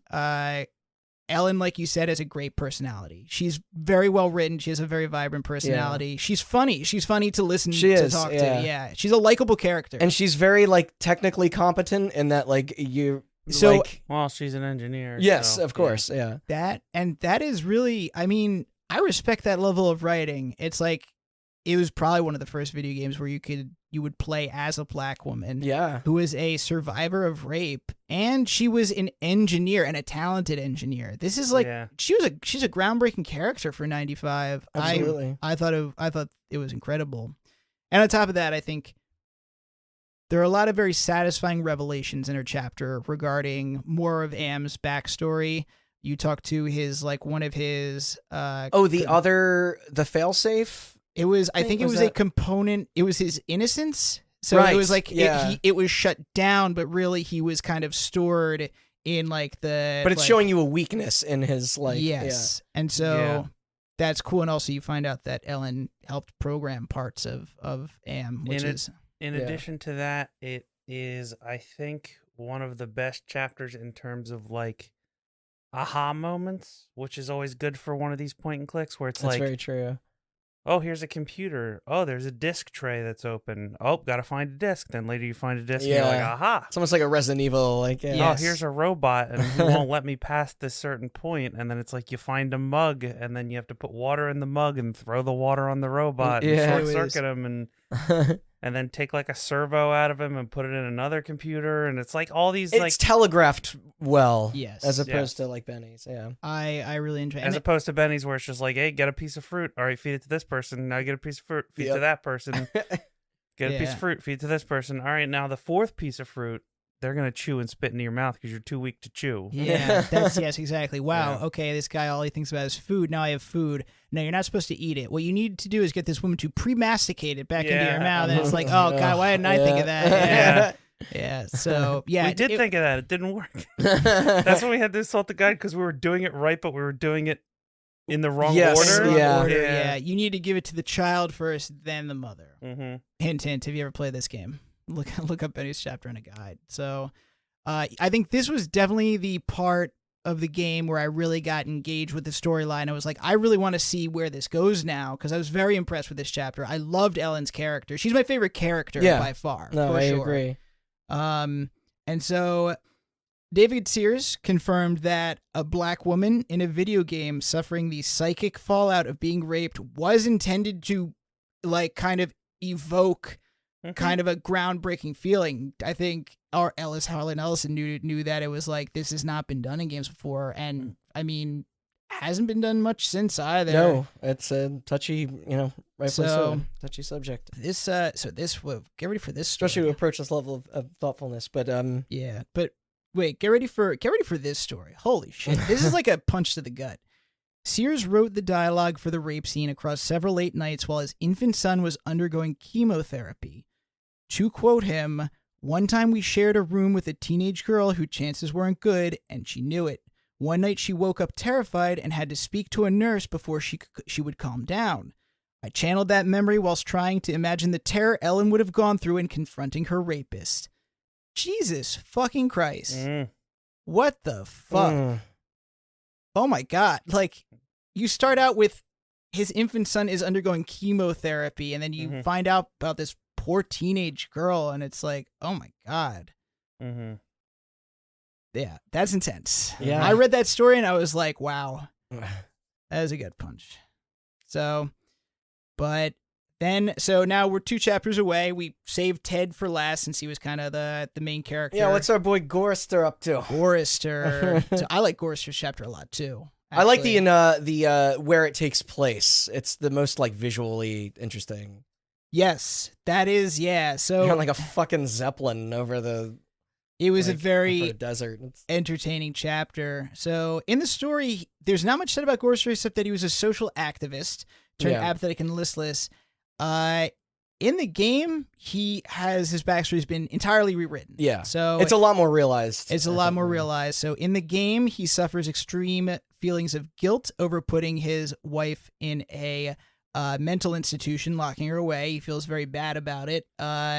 So in the game, you awaken in a cot aboard a large unmanned airship, or a dirigible, as some might call it. A what? A dirigible? I made that up. Dirigible? Dirigible? Is that it? That's how I say a Zeppelin. Yeah. Am is apparently transporting Gorrister to a honky-tonk truck stop where he will be confronted by the phantom of his late wife, whom he committed to an institution, and even worse, his in-laws, who make an appearance. So, yeah, very David Lynchian, like dreamscape horror sort of feel. Just very, very surreal sort of setting. I would say so, and also I like the flow of his chapter. Yeah, it was good. A lot of good puzzles in this one. A lot of too. good puzzles. Yeah, very much so. Actually, David Sears, or one of the David Mullock, said this was his favorite chapter, specifically because he loved the ending. Is pretty like it's wonderful. Yeah. Oh, it's wonderful. Yeah. So, I mean, the ending of the chapter is you cut your wife's heart out. Trade it to a spirit jackal in exchange for your own heart, hogtie your mother-in-law, and then hook her up to the ship's power supply, and then blow up like an action in just spectacular fashion. Yeah. And then as you're flying off, blow up the truck stop with a bazooka pistol. Yes. It's like What's not to like about It's this by far the chapter? most action-packed like this. Yeah. Oh, it's and Gorrister. I knew nothing about Gorrister going into this game, but he was a likable character. Yeah. He's got a lot of very good dialogue, a lot of very funny. It's very fun. This chapter is very funny. This one is It's got a lot of humor to it. It's got varied environments. It's got good puzzles. Yeah. Yep. And it's got good dialogue. And he's also like, despite being kind of, riddled with like kind of suicidal thoughts, like he's still like kind of Yeah, but he's got on top of like, he's got like it together. He's yeah. keeping it together, which is good. I think this one, the story was very heavy on metaphor. I mean, it's all about hearts and guilt and like, yes. Oh, well, it's, it's almost entirely metaphorical. It's very literalized. It's very in parts, literalized. And so I love but this one is enjoyable. Man, we really had a good cadence to how the order. We did. Like, I'd almost recommend, if anyone Yeah. listening, that this should be the order you play them Yeah. in. And so, let's see. There was your father-in-law shows up at the truck stop, and unless you keep feeding him whiskey, he just keeps repeating the same dialogue. So you got to kind of keep him drunk, which I thought was funny. Oh, if you turn on the jukebox, one of the songs is just your mother-in-law yelling at you. Yeah. You lose sanity. That's right. You learn the solution to one of the puzzles by reading the graffiti on the bathroom wall. It's just, this chapter is a treasure, I feel like. But yeah. So I think like Gorsters a lot. Yeah. so. David Mullick says that this was his favorite storyline. He found it the most metaphorical and dreamlike. Heavy emphasis on dreamlike. Yeah, well, it's the most fantastical. Like, Yeah. like. He also found the talking jackal very memorable, but he cannot remember if it was him or Harlan Ellison who came up with that idea, Okay. but he remembers it very much. Which just brings us to the final chapter, which is Ted. So we played his last. He in the story, he is delusional and paranoid and delusional. This has been expanded in the game. I mean, he's more like of a character in this than in the. Yeah. Oh, yeah, for sure. Well, that's why I think I said it. I don't remember in the last episode of this one that he serves as an audience surrogate for the short story, but in this one he's a character. He's a it character, almost feels yeah. like it's like he doesn't even have the distinction of being like a narrator like character. He's just another he's character. on equal footing with everyone else because he Yes. does kind of rise to become a bit of a hero and Yes. Yeah. well, not a bit. Well, yeah. He actually is. He actually, yeah. he does. As opposed to this where he, like you said, he's a con man. He's a con man. Yeah. So he's a schmeezer. he's basically his storyline. He's a yuppie con man who in life he seduced and robbed rich women of their money. His paranoia of being discovered as a fraud is intensified to him being just kind of delusionally paranoid. Right. Yeah. And so in Ted's chapter, you're placed before a haunted castle, pulled straight from a fairy tale. Am seeks to tempt Ted into betraying his fellow captives with the promise of escape to the service world, and by dangling that sweet ass in front of him, saying like, it's just like, yeah, you want to get laid? Here you go. Which is funny because none of the other of the five are in each other's like sections, but Ellen is here like There's distinctively, which so much that kinda stands distinguishes out. this chapter. So much. So, first of all, it's a very intricate storyline compared to the others. There's a lot of side characters. yeah, I'm actually almost surprised the game doesn't make you do this last. Like It feels like a fight, Yeah. chapter, and it's the only chapter where Ellen shows up, or any of the other characters show up in any of the psychodramas at all. Ted, I don't know if this is supposed to be like his secret thoughts, but it's like apparently he's in love with Ellen secretly. I mean, Yeah. who knows how genuine those feelings actually are? Like, because it's Ted. considering. Yeah, but Ted essentially he needs to navigate a bunch of kind of Faustian bargains, which all these sinister characters, and he needs to reveal the overpowering temptation to fuck every woman through the floorboards in this chapter because the maid, the maid. Okay, I'll just put it this way: fucking someone is the solution to more than one puzzle, which is just as is delight. life.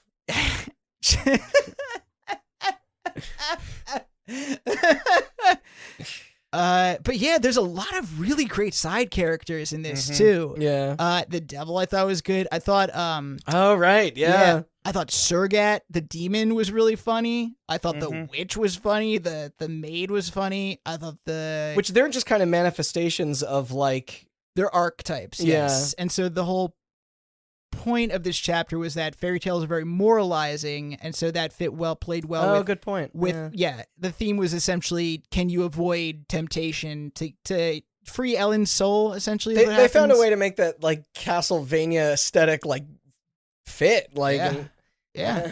Which is why I really liked this chapter. Ted is a knob. I'll just say Ted's a knob. A bit of a Ted knob. sucks. Yeah. Ted sucks. He's got the scarf, he's got the turtleneck, he's got the coif. He's just a shit eating knob. He's kind of aggressively annoying, but he's sort of meant to be. He's meant to be. I think he was a character that was enjoyable to hate. I feel like he wasn't like annoying to the point where you're like you despise No, that him, you don't want to play. It was just kind of like because we were just sort of like scoffing and rolling our eyes, but we're just like but we're in it. Like we're in it. No, and I really liked. I think this is the chapter where I think you were just like there was a one of the books we had read, and you were just like, wait a second, you made a connection to one of the books. And then we went back to the books and looked at it, and the clue dropped out at us. I thought we did this perfectly. We actually did this chapter perfectly. Dante's Inferno, right? That was it. Yeah, right. Because I think so. There was also another clue in Don Quixote. Yeah. I don't think we've mentioned it before, but each character's sort of like sanity state is visually represented. Yes. In the corner of the screen, and there is a flash from maybe, is it like red to yellow to green to white was the one that we knew? It's a gradient from nothing to like a yellowish green to like a very bright, like a dark green to a yellowish green to a very bright green. Okay. And then when they're at full sanity and you've done everything right, it's white. That's what gave us the confirmation that and so we did this we as discovered well as that. we did. I think I was in Ellen's chapter. We realized is when like oh maybe as late as Gorrister's we realized this is like we got the white background in Ellen's chapter. I think 3 out of 5. I think Ellen and then we realized it in Gorrister's chapter. Yeah, what it meant. Yeah. Because Gorrister was the one that we realized when you play the one song on the jukebox, you lose. It goes darker. It goes darker, which so made us realize. And then we got White and Ted's. Yeah, we fucked up Benny's and Nimdok's. Nimdok's, yeah. Nimdok's was kind of a shame because I feel like we had the potential to do really well. We did. I think we knew what our mistake was. Benny, I mean, just fuck Benny. Like, I wouldn't replay the chapter anyway. Nah. So. No. Did we get? I think we got White and Benny's. I don't know. I mean, we got a good ending, but it doesn't mean not all of the. If you missed something to do in the chapter, doesn't mean you got a. Just because we got the good ending doesn't mean that it was like perfect. Right. Yeah. Mm-hmm. But so we finished up that chapter, which took us to our epilogue. Yeah. So, but before I get to that, the only thing actually, so funnily enough, I actually was curious enough. I was like, this seems like a chapter that was like really elaborate and well worked on, and like there's a lot of thought and like it was orchestrated well. Funnily enough, neither Ellison nor Sears nor Mullock can remember anything about how this chapter developed. Really? Yeah, no. So Ellison claims that he and Sears had written a very different story than what Mullock brought to him, or like what it turned out to be. When questioned about this, Harlan was unable to remember what the original storyline even was going to be. And then Mullock also says, I don't remember any details about writing the expanded story either. So apparently no one knows where this story came from, who wrote it. It was very well written, I thought. I really enjoyed it. But I guess it's just lost to time at this point. Yeah. I mean, that's just it. So, but yeah, the finale. What were your thoughts on what were you going to say about the finale?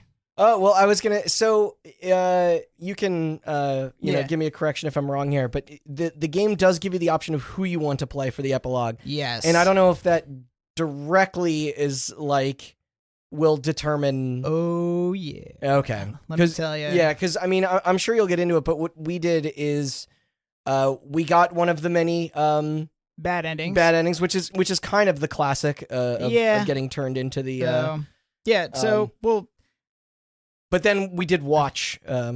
Which I think if you're playing this game, you should just take the ending you get and just, just run with it. But so after all of the chapters are complete, okay, you have the kind of grand finale, and Am, who's frustrated that you kind of beat his game, his schemes, kind of like goes away for a bit, and the Russian and the Chinese supercomputers reveal themselves again and say like, He's distracted. Okay, he's weak. It is time. Now's your chance to strike. And so you have this final chapter. You play with all 5 of the characters, and you can choose them in any order that you wish. But the thing is, the puzzles are hard, and if you choose the wrong character at the wrong time and do the wrong thing with them, it's impossible to get the good ending. There's 7 endings to the game. Yes. 6 of them are bad. So in order to get the good ending... And even the good ending is just the least shitty. It's not even like a fantastic ending. It's the best you can do. Yeah. So Am's memory. So this takes place on it's a sprawling surface of a brain with a bunch of glass shards jutting out of it, which is very, I think, very appropriate for Am's brain. Just a brain with glass in it. This ending is completely original. There's nothing about this Nestorius came up with it. No. In order to earn the good ending, you must not only choose the correct order of the characters to play, but complete the right task as each of them and make no wrong choices. And then if you don't, you get one of the 6 bad endings. The bad endings are bad. They almost all lead to the great soft jelly thing. Great soft jelly ending. And this was the ending that we got, ladies and gentlemen. Yes. The Hot Button crew was not was not good enough to accidentally stumble upon the best ending of I Have No Mouth. Well, of course, because We were doomed to scream we played internally. we played the epilogue for like 3 minutes and then got turned to jelly. And then we looked up a video of how to do it, and it's like 40 minutes long. I mean, yeah. And It's if like, that's because you have to like pick people in a certain order, right? Yes. Like you have to. you need to use the right items. The Yeah. reason we lost is because we gave the demon shows back up and it was like, give me the totem of decay or something, and you give it to him thinking like this guy's gonna help me, and he's like, I used it to kill the Russian and Chinese supercomputers. Am still alive. Okay, bye. And then it's like, wait, what? And then you find out that was like you shouldn't have given him that thing. It's like there's no indication that that should have done that. But several of the bad endings will earn you the now probably internet famous image of the Great Soft Jelly, which is from the story. It is Foggy eyes. the foggy eyes. The first time I saw this, actually, probably a couple of years ago, it is disturbing. No, it's unsettling. Yeah. Because I watched it and it comes up and it's startling. I had seen it before, so I knew what to expect, but it's genuinely gross and you're basically a human slug. You're a human slug with like a white husk. translucent eyes. Okay, Yeah. and this is from the ending of the story itself, and I'll read it. I'll read the passage. Smoothly rounded, with no mouth, with pulsing white holes filled by fog where my eyes used to be, rubbery appendages that were once my arms, bulks rounding down to legless humps of soft, slippery matter. I leave a moist trail when I move. Blotches of diseased, evil gray come and go on my surface, as though the light is being beamed from within. Outwardly, dumbly, I shamble about, a thing that could never have been known as a human, a thing whose shape is so alien a travesty that humanity becomes more obscene for the vague resemblance. Which is just like, yeah. Ugh. So I know he like sees himself in the reflection, but it was just forever to not. Yeah, he's do really. anything. I mean, Yeah. it's, and this is eternity, by the way. He spends eternity doomed as this for all- character. Yeah. So that's just like, I mean, that's just gruesome. And that's the ending we got. We, like Randy said, we just kind of were like, all right, this is the ending we got, and we just watched the rest of the endings. The ending to get the best ending is like, you need a guide. You can't just sit there and do it through trial and error. So we kind of played the game like someone from 1995 would have played it. I think that was the right way. Yeah, for sure. I think it would have broken our immersion a little if we were just, So, like. I mean, in the end, it was a very well written game. Yeah. Yes. Yeah. I thought it was really No, good. I don't let I accept the ending we got. I think we got the ending Harlan would have wanted. It felt like that was the experience that he wanted people to live out. Yeah. Yes, absolutely. Yeah. If anything, the quote unquote good ending is kind of like this weird bonus Easter egg. Like, Yeah, It's, I feel like it is like kind of it's more like rather than a good ending, it feels like the hidden ending. Yes, Like if you worked hard enough and solved the puzzles, like you spent that much time figuring out the right order to do the characters in. Imagine how much saving and loading you But must have but to it's do. not as if like we felt like cheated, you know? No, I thought it was perfectly fine. Yeah. So with the exception of a couple bad accents, I remember in Nimdok's chapter, the voice acting was superb, which is very important for a game like this. Ellen and Am, especially. Very well done. Yeah. Yeah. And I think, outstanding work to Harlan for providing that Am. Very well done. So I think, and again, Randy, you mentioned this, it's like the tone, I expected more outright horror. I expected more gruesome deaths, actually. I expected to die gruesomely, but the tone in many of the parts felt darkly comical, almost. Yeah, well, this isn't Phantasmagoria, yes, or Harvester. Like, this is, like, those are smut. This is art. Yes, like, this is art. like, It does a good job of portraying how much Am is enjoying torturing you. Yes. Yeah. I think that's the thing. And there is a lot of comedy, as fucked up as what's happening around it is, there's a lot of comedy to be had in that. Yes. Very dark humor, like, Yeah. of just him basically, like, whenever he pops up in any of those sections, he's just laughing at you. Yeah. And then, like, if you get one of the bad endings to one of the characters' chapters where you have to restart, he's like, "Oh, poor Benny, I thought better of you." Like, he's like talking down to you and stuff. Yeah. But yeah, no giant hurricane bird. But Damn, that's that's good callback to the plot of the story. Yeah, well done. but I think it had, it's no giant dick. Benny didn't get to use his giant penis. no. But actually, so I would say too, very playable, very replayable. Yes, this day yeah. and age. And It's not so. In fact, actually, if anything, it went very, very smoothly. I honestly had an easier time with this than I think I mentioned them earlier, but some of the LucasArts stuff that I know people look back extremely fondly and Grim Fandango. I had man. an easier time with this than Broken Age, which was designed Yeah. in, like, in 2012 or Yeah. something. Yeah.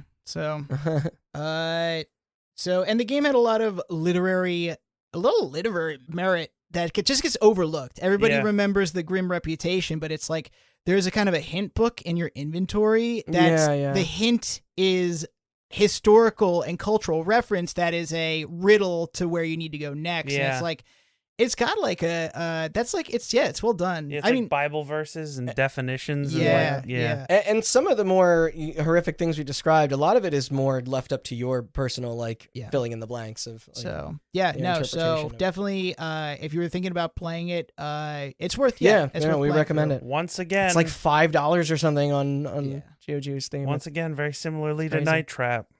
Yeah, I went in expecting nothing and was very pleasantly surprised. for sure. I mean, I expected more out of this game than Night Trap, but still, Mhm. I was very pleasantly surprised, just Yeah. like I was with Night Trap. Agreed. So reviews. Yeah, no, everyone loved it. Unconditionally. Absolutely. Well, I mean, the industry loved it. Yes. And It's like critics loved it. This was like a comedian's comedian, Yeah, where the laughs come from the back of the room kind of situation. Absolutely. It was so. Catered to a very specific type of demographic. It is, yes. And so, I mean, so it was praised by the industry because they recognized deservedly not so. only that the amount of love that was put into this game, but also many of them said it's like you tackled very taboo topics in gaming, and it was bold. So it did review very well. The sales were quite middling, not atrocious, but not what you would expect from a big name. The reach of this was what what deals with retailers they had for this to get out there. That's actually, you know what? Because I know it was never submitted to be rated. It's like that's true. How many copies could there have been? Like, well, that was and so that was part of the reason that I think it probably sold so poorly. Sure. It was so in terms of reviews, critics had praised it. Actually, GDC 1997, it won the Game Developers Choice Awards for Best Adaptation of Linear Media. Yeah. Awesome. Okay. And it was up against the likes of Alien, actually, was in there as well. So it beat. Wait, which Alien game? Oh, God. Was it like the Jaguar AVP game? Was that 95? Probably, yeah. I think that might have been. So, and then I forget what else was in there. Jurassic Park might have been one of them. But it won, and because rightfully so. No, It yeah, was, good for them. It was very well done. Computer Gaming World named it their adventure game of the year that year. They really loved it. And somewhat ironically, it made their number 14 spot in their top 15 most rewarding endings of all time, which is like, I bet Harlan hated that. I bet he was pissed off. Stewing in it. Oh God, he wanted to make the endings Rewarding ending. Yeah, no, he deliberately wanted to make the endings as least satisfying as possible. You put him on that list, it's like you might as well just kick him right in the balls. Yeah. But it's like a Star Trek script once. Yeah. So, but it had middling sales. It didn't sell obviously that well. One of the problems, as you can imagine, was censorship. Okay, so not in the States, but well, I'm gonna say Germany. Oh, how'd you guess? What made you think that? Was it all the concentration camp? Yeah, no. I bet they really hated Benny. They didn't like Benny's chapter. No. Yeah. So in Germany, it was censored so much that they just completely removed Nimdok's chapter entirely. Oh. Which made the perfect ending. Oh, impossible. Well, all but impossible. Right? Like, so it turns out that you could technically do it through sheer trial and error. You had to guess the password that you need from his chapter. So maybe that's the addition that Ellison liked the most. Maybe. Also, I really love this part. The citation used by Wikipedia for the fact that you can still guess the password, but, it was impossible. Right. The citation is a 2014 Good Old Games forum post by German user InfraSuperman. They read his post, and this guy lives in Germany saying, like, yeah, it's technically possible, but you need to guess the password. And that was their citation for it, which is like, listen, God bless you, InfraSuperman. Thank you for contributing to the sum of all human knowledge with that forum post. Also, as Randy, as you also mentioned, is a very limited market. Yeah. Okay, so by the mid-90s, Cyberdreams... How do you advertise? Yeah, exactly. Cyberdreams had developed this reputation for being a very adult-oriented publisher. And this story was, already notoriously disturbing. Mm-hmm. Okay, and it was being marketed towards adults. So it's just like, you guys have been doing this podcast long enough to, it's like, yo, man, you might as well pull out gun, shoot foot. Like, it's just not it's such a limited audience, really. And so it didn't sell very well for that reason. But I think most thematically, I suppose, is just the marketing for the game. Okay. Mm-hmm. Yeah. Mullock says that he convinced Ellison to add at least one good ending to the game, okay, which we know is true, okay, but as recently as a 2013 interview with Game Informer, okay, Harlan Ellison continued to insist that he designed the game to be unwinnable, in spite of the obvious evidence that, we know that it wasn't, and the exact quote, "I created it so you could not win it. The only way in which you could win was to play it nobly.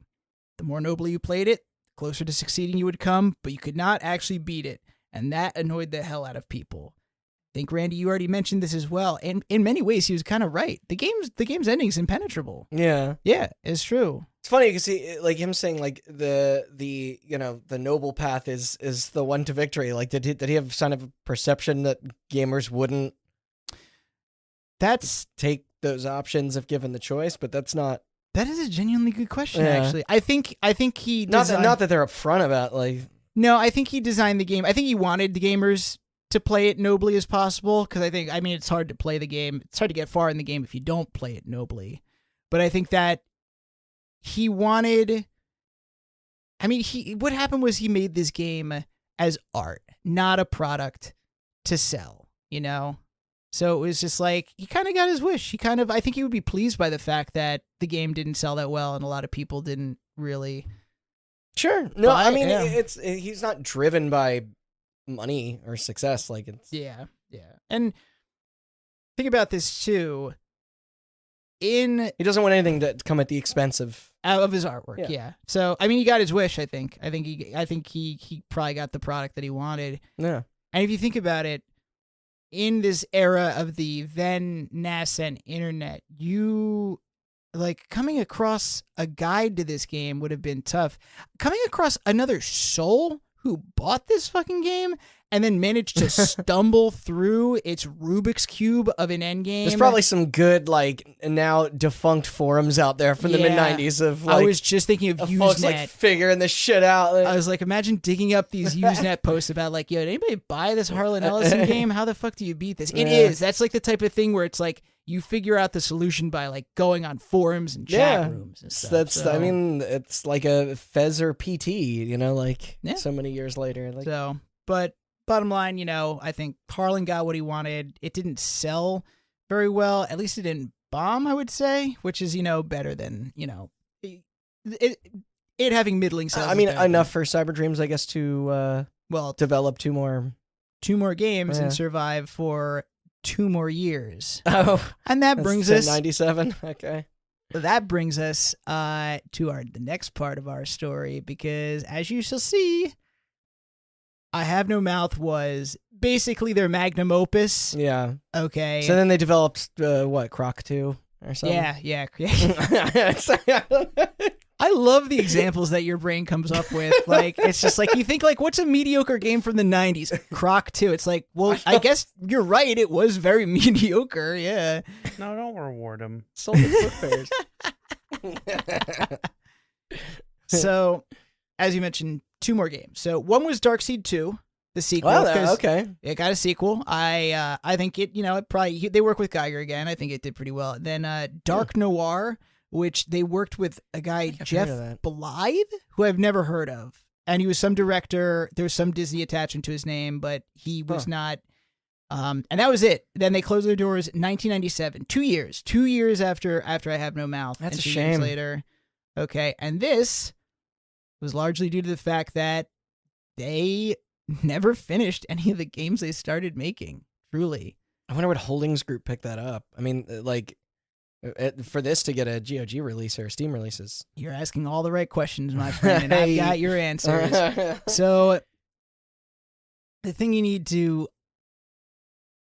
From the very start, Cyberdreams, they kept announcing games, and then they got very far into development, and then just never eventually published them or released them. Okay, and this happened multiple times. 7 years, 9 announced games that just lingered in development. Man, how many people were on staff there? Well, I think that was the problem. They had a very small staff.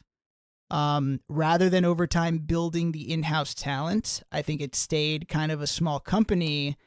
And so all these ambitious projects got started and never finished. Their first game wasn't even Darkseid. It was a game called Enforcer that they announced, and then it got through some sort of thing, through some way through development, and then they never finished it, and then Darkseid came after, and that was officially their first release game.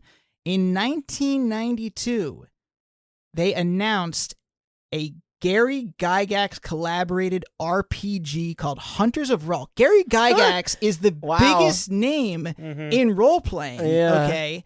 And you can look on, there's this site that has all the concept art and all these design ideas. Oh, man. And or Unseen 64 or one of those. Oh, yeah, for sure. This is like one of those games you start to look up and you're like, this is like a fascinating background. But it was supposed to be the first episode in a series of games where he was going to be leading this RPG series. And it's like, Gygax is a big name. From 92 straight to the company closing its doors, it just lingered in development. And in 1999, it got released as Legendary Adventure, Legendary with a J.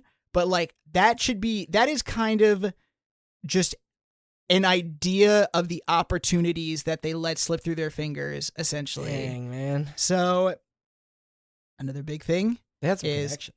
They did. That's the mind-blowing part. And so the other big thing was in 1995, it was obvious Cyberdreams did not have the manpower to develop these own games, but they were very good at connecting these celebrity artists with the developers and game designers that they could work with. But also the tech was increasingly evolving too. Like point and clicks were by 97 like kind of falling out of fashion. Oh yeah, for sure. And they did try to experiment, or at least with PC adventure games in general. Like They did try to experiment with other types of games direct that character control or something. there was one. Yeah, there was one first-person fantasy game. That's I have it written down in here somewhere. That okay. Elder Scrolls 1. It kind of looks like Elder Scrolls 2, actually. Oh, is 2. what I would say. Okay. Yeah, but in '95, it was kind of obvious that they were best at doing the third-party publishing, and who knows how to steer a company better than investors? Oh boy, they forced a management shakeup and placed their own. Hold on, I have it. The wording is just delightful. Okay. They placed their own, where is it? Turnaround management team in charge of the company. The founder, Patrick Ketchum, I don't know if they kicked him out, but he was out the door a year later. Yeah. And that is like, dude, if your company's 5 years old and your founder leaves, it's like, you might as well pack it in, man. That vision's just gone. And so for the next 2 years, they kind of tried to mimic the company's ambition with varying degrees of failure. Yeah. The last real big name they would ever get, Wes Craven, Principles of Fear, came in '97. Oh, fuck. Yeah. And this was right when Scream was around the corner in '97. Fucking A. Yeah, so 96. Yeah. 96. So it Yeah. was like that was a big name. The other 9 games had talented artists attached to them, but they weren't celebrities. No one had heard of them. So it's like I feel like what happened was Little did they know there'd be like a demand for this type of game Yeah. again. it's crazy. Because And now you're so- seeing a real return to form for that type of content. Mhm. So, but yeah, Wes Craven's Principles of Fear it was a day late and a dollar short. The company closed its doors in '97. That's unfortunate. This would I Have No Mouth would kind of go on to be like their last big hit. So the real big failure was the fact that they needed to build out their in-house talent. They didn't. They kept contracting the work out. A lot of these opportunities just slipped through their fingers. I also want to point out a lot of these games that they were developing, one of them was in an alpha stage and was leaked. Another had a downloadable beta. Okay. The Gygax game was advertised in a magazine. These were games that were far in development. Right, These are not just yeah. concepts, but like they were in some completed state, and just like and they just never had to, published They just them. had to kill it. Like There were 2 games, Ares Rising and Blue Heat, which I've never heard of. They actually managed to see the light of day because after the bankruptcy, they were sold to other publishers who just published them. They just it's like they were like close to being published, and some other publisher was like, fine, we'll buy it and just put it out. Yeah.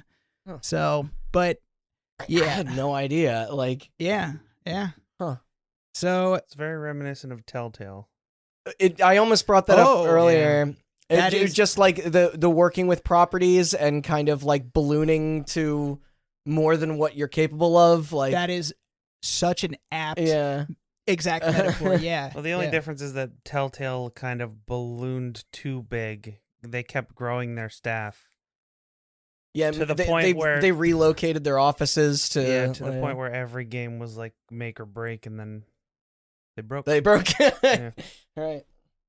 Really No was Stranger Things partnership was gonna save them. Yeah, and Cyberdreams was probably Or pretty Netflix. much the opposite. They failed to balloon, and then Yeah. therefore there was literally just no one to fucking finish these. There's just so much on the table though. Like It was so much on the table. That's- It was, and it's like, sucks. yeah, they were gonna make one of the games was an adaptation of the 1995 movie Species, which Geiger also apparently worked on. Yeah, I know. Yeah. I've seen Species. Yeah. So, but like. But like the Gygax collaboration, like that could have that was such That a it missed opportunity. potentially could have Yeah. turned everything around. Yeah, So- for all we know. Yeah, so I mean, Mike Dawson, who I've mentioned several times before, the game producer, who, apparently had a mental breakdown, but in a postmortem, he did say it was an inventive strategy that they pursued. It was a shrewd move by which not only the art of the artist was used, but their celebrity was leveraged. And that was like a thing. And that vision of like using celebrities, I think once the founder left, I think the new management team really did a pale imitation of that, because they brought in there was like a mystery novelist to write a book, but he wasn't famous. I had never heard of him. So it's like, you can't just bring in talented artists. These people need to be world famous. Yeah. That's what makes these games And also, distinct. when you say celebrity, like, they're not using their name, like, they're not like, it is totally like no. a collaboration. Yes. Like, That is, well, that's what he meant was that be a it's part like, of every step of this process. And, yeah, and that's why you said it was a shrewd move. It gave the artist the chance to like show off this work. In which case, it's like you aren't just using their name; you're using the art that they made. It's something that they were made. very thoughtful in it, and like, so. I speculate that maybe some of the reason these games were left unpublished is maybe there was a bit of a perfectionist streak in this company where they were like, this doesn't meet, because the other games, as you can see, were very lovingly crafted. right? There was a standard. There was a standard there that was too high. I think once Patrick left, he just left for he went for a career in photography. I think he just kind of got bored. I think he kind of was just like, I had my fun. I hung out with Geiger. I hung out with Sid Mead. I got to chill with Ellison. I think he was kind of just like shit under his belt. Yeah. But I know what you mean. Like, they weren't going to publish anything unless they like believed in it. It fully. So, but in the end, Cyberdream's catalog was quite small, 5 games, but it constituted some very high quality games, especially their first 3. Yeah. Well, I think probably Darkseed probably is probably an interesting artifact. We'll of have to gaming. take a look at that sometime That would if be we fun can. to play. Yeah. But so Cyberdreams dissolved in 1997, and so did the Dreamers Guild. That was the developers who did it. Oh. Dreamers Guild, I think, just went straight bankrupt. I don't think they. I think they published a lot, like probably like a dozen or more games beside or developed, and I think the sales just weren't there. It wasn't really not really a bad company strategy. Just they. Well, that's they didn't make the money. shift was also moving away. Moving away, as you mentioned. So, but with the publisher and the Online developers both disappearing in the exact same year, actually, the game became bona fide abandonware. So I don't know how this works, but because they both dissolved, neither company owned the rights to the game. And so the game went out of print for close to 15 years. That was until the 2010s. And our favorite late night Discord subjects finally arrived in the gaming market, which is digital downloads. And so obviously, I mean, I'm not going to get into that subject, but one of the effects of obviously digital downloading is that games didn't have a life cycle anymore. They didn't have to die by going out of print. And then around 2010, Good Old Games launched, and that meant that games already out of print no longer had to stay dead. Yeah. Okay. And so finally, it really was, we saw in 2010s, there was a huge tidal wave of old out of print media that got re-released to, on modern systems. On modern systems. Yeah. And Good Old Games obviously does a phenomenal job. They add in the fan patches. So in the end, it was only a matter of time before I Have No Mouth was ready to make its really just spectacular return. Like a resurface of people that never got to try it out. And so experience it. The company that got to herald its resurrection was none other than Night Dive Studios, who I don't know if you guys remember what they I know Night Dive. Yeah. Very famous for, well, they're a company that specifically buys old abandonware. Yeah, no, this is kind of what they do. They most recently with Turok 1 and 2. Turok, yes. And so famously launched with the resurrection of System Shock 2.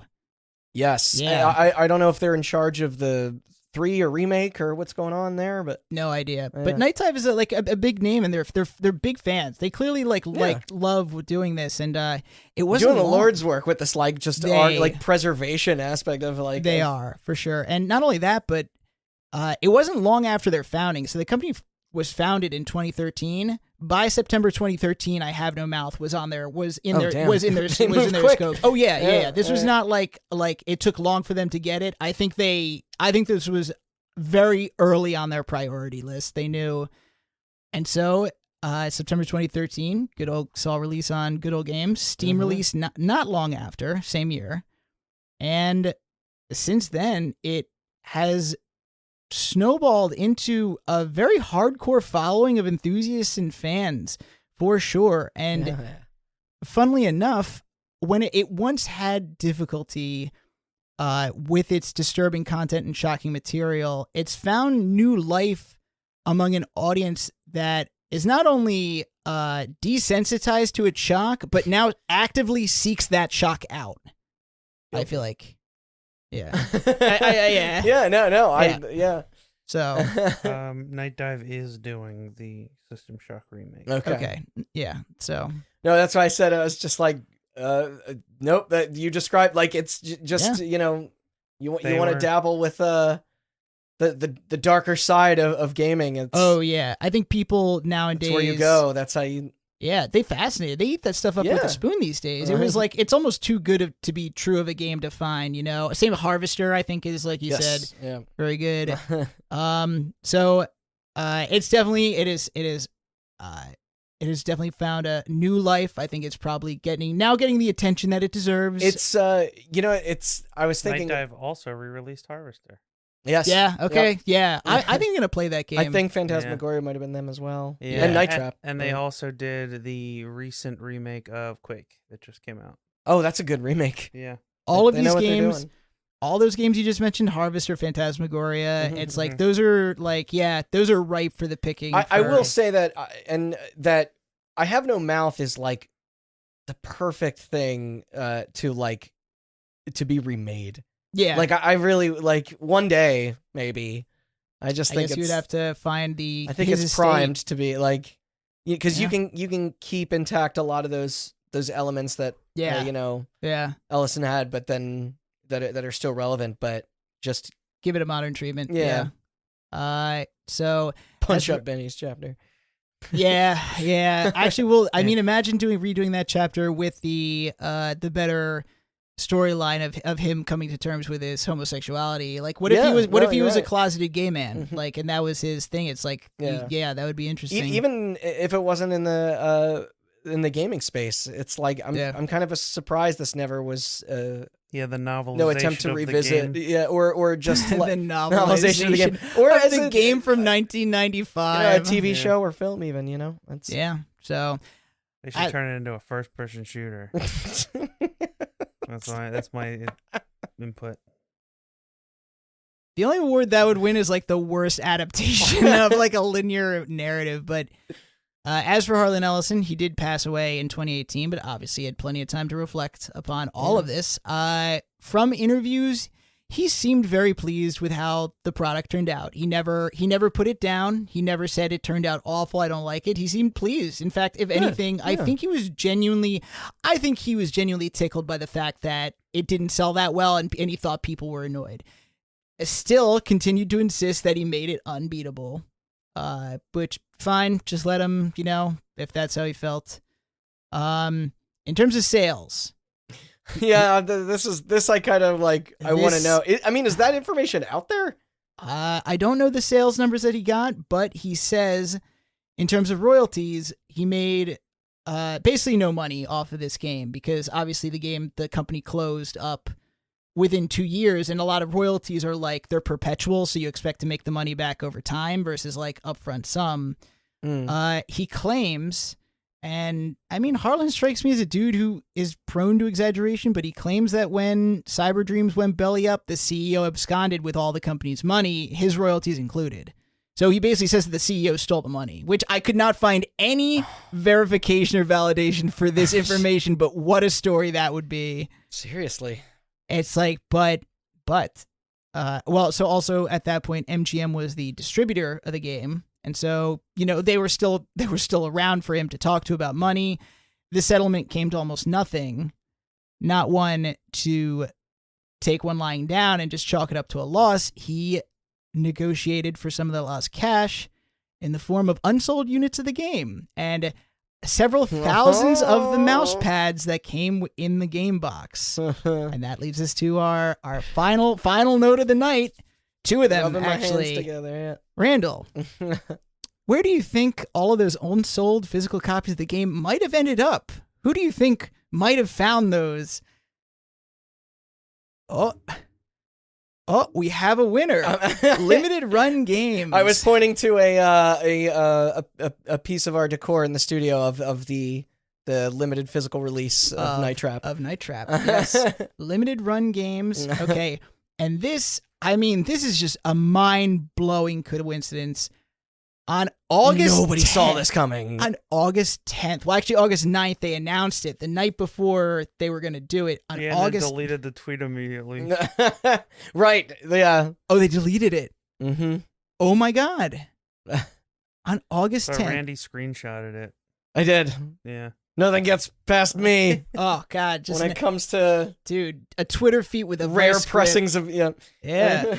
So, on August 10th, black ass games. Limited Run Games got their hands on these unsold copies of the game and decided to drop us scraps from their banquet table so that we could rend our flesh over 100 piddly-ass copies of this probably one of the most rare sought-after games of all time, okay? And not only that, but it's like, listen to what came with it, okay? It included the original unopened physical release of the game enclosed within the box set. So it came with the unopened copy of the game so that they weren't gonna, you know, you just had the original copy. And then I guess were either just shelved or recalled or just like eventually. It was Harlan Ellison's personal collection. Those were the games that he negotiated with. Remember? Yeah. So as a form of royalties, he was like, if I can't get the royalty money, give me copies of my own game. He never got rid of them. This was from his unreleased collection that those people bought up. Holy okay. shit! I thought these were like sent back. Like no, you know, no. These literally probably sat incredible in a vault or a closet somewhere. And probably when Harlan died in 2018, his estate probably was like, what are we going to do with these limited run games? We're probably like, dude, our specialty is preserving the history of these games. Yeah. Let us sell it for you. And they probably were like, okay, yeah, it's fine. It's the most impressive thing that group has ever done, and they've come up on this show a few times now. But like, yeah, I mean, I make fun of limited run games, but at the same time, it's like they're doing God's work. Yeah, this felt different. Like there is a little bit of artificial demand with like some of their previous. I mean, it's possible that there was only 100 units of the game actually in his No, that's what I mean. collection. That's what this like was. Yeah, this was a separate yeah. So event entirely. So in the box set, and I should point out real quick that there was 100 unsold copies of the Windows PC version. There were 300 of the Mac. I didn't know OS that. version. Actually, shit, I didn't know that. I had no idea. I had no idea. You know why I know that? How? All right. So we're gonna do a live reveal on the air. This literally just came in over the weekend. No. What? Yeah, you guys. What is ready? about to Keep happen? this all in, by the way.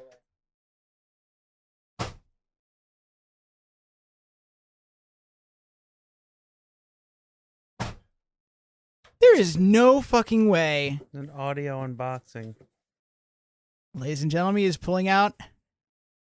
The dog is very excited. Oh yeah, fuses. Oh my God, it's glorious. Wait, let me see. Lee, Holy crap. I don't fucking believe it. Oh, my it has God. the speech on the back. Dude, that is one of the most beautiful boxes I have ever seen. I know. Oh, I've been sitting here stewing. I've like just. how did you keep that in till the end of this entire recording session? You are the man. I can't believe you. Dude, I've been so like just. When did that come in? I was just amped for you all to see this. Over the weekend. That was like Saturday, like before the your thing. Like I am so genuinely impressed with you guys. That is insane. Yeah. Oh my God. Dude, so you now realize that Maybe he held it. that's maybe, yeah. That came from his collection, man. Yeah. Good for you, man. I am floored. I guess they were limited run put them out for 200 and yeah. I was lucky enough. So the Windows copies went up technically 4 or 6 seconds before noon, and were and they were gone immediately. Yeah, they were gone. These stayed up for slightly longer. Here's one at Macari right now, going for 980. So as you can see, scalpers and flippers. You found a copy of it on jumped Macari. on this shit fast. No. Well, I found a copy of Macari. They just started coming in. Oh God. Yeah. Usually limited run stuff takes a little while because they have to, actually produce them. But because these were, that's incredible. there, yeah, that it didn't take too It didn't take too long, but Randall, it's a piece of gaming history. We wanted this artifact. Me and Austin discussed it for for the room. Like I think are you gonna place it up on your trophy case? Yeah. Bravo. You knew about this? Oh yeah. I didn't know it came in. I knew he bought it. I have no intention at all of selling it. Oh yeah, no, you keep that. That is really just one of truly a marvelous find. Truly, it's fucking striking. And honestly, but I it's didn't just mean like, to. no, I can't believe you guys were like. I can't believe you were able to keep that held in the entire time. I've been waiting. Wow. For that, ta-da moment I could pull. Since we aren't going to be, we're going to be leaving that nice and pristine. I shall read off what you now own, Randy, inside of yes, this. yeah, lay it on me. An original. Sure as fuck ain't gonna take a. Oh yeah, no, do not open letter that. opener. Dude, don't ever open that. So.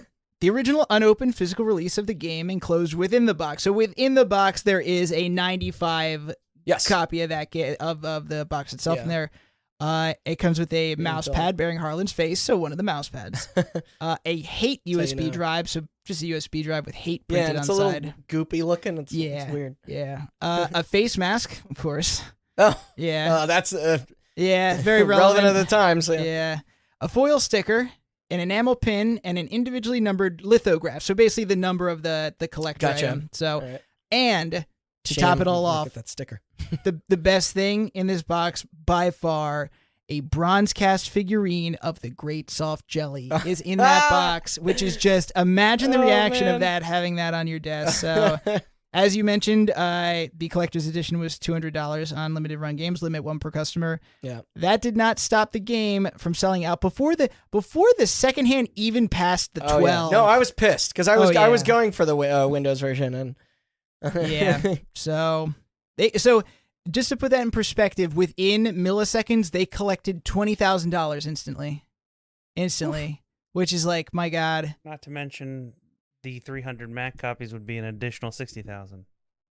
Oh my God. There you go. So 80,000. I wonder how much it cost them to buy the unsold units, though. Because if they made $80,000, how much do you think it cost them to pick up the games? I don't know. Because a lot of limited stuff are usually between 3,000 and 8,000 units on average. Maybe some of the earlier ones a little less, some of the more popular ones a little more, but this was a special kind of like. Oh yeah. So I mean, again, goes to show you the popularity this game now has. I know. I wasn't expecting, and because it's funny. Full disclosure, I was actually in search for a physical edition of this game prior to that announcement because I wanted to find you one. Yeah. And like he was for like a gift. He was good because we. Full disclosure to the audience, we've had the idea to do this episode for quite some time. Yeah. We saved it for Halloween. And yeah, me and Randy were looking up physical copies. Was that for Matt's birthday? I think so. Back in May. Was it tough to find? It was impossible. I found there was one eBay listing for $1,900 or something like that. My God. I found two. I found another copy. There were 2 copies. One was sealed in the box, the big box with the mouse pad for $1,900, and the other one was just the jewel case. Yeah. Oh, with none of the other goodies inside. For like a couple $100. That's still quite a lot for a jewel case. Yeah. So. And then all of a sudden, when this happened, those even there were like people who were like, "I own that; it's worth $200," and there was like more listings of the original. Wow. Yeah, that makes sense. Yeah, but a lot of them are missing the mouse pad. So, but they are. Yeah, that's true. Well, we know what happened to the unsold units of the game. There's one sitting literally right in front of me right now. But what about the mouse pads? Hold it. And this is also a very, very funny story. Feel its power. So Harlan, he got the mouse pads. He decided to simply donate them to the Los Angeles Science Fantasy Society. He was probably close.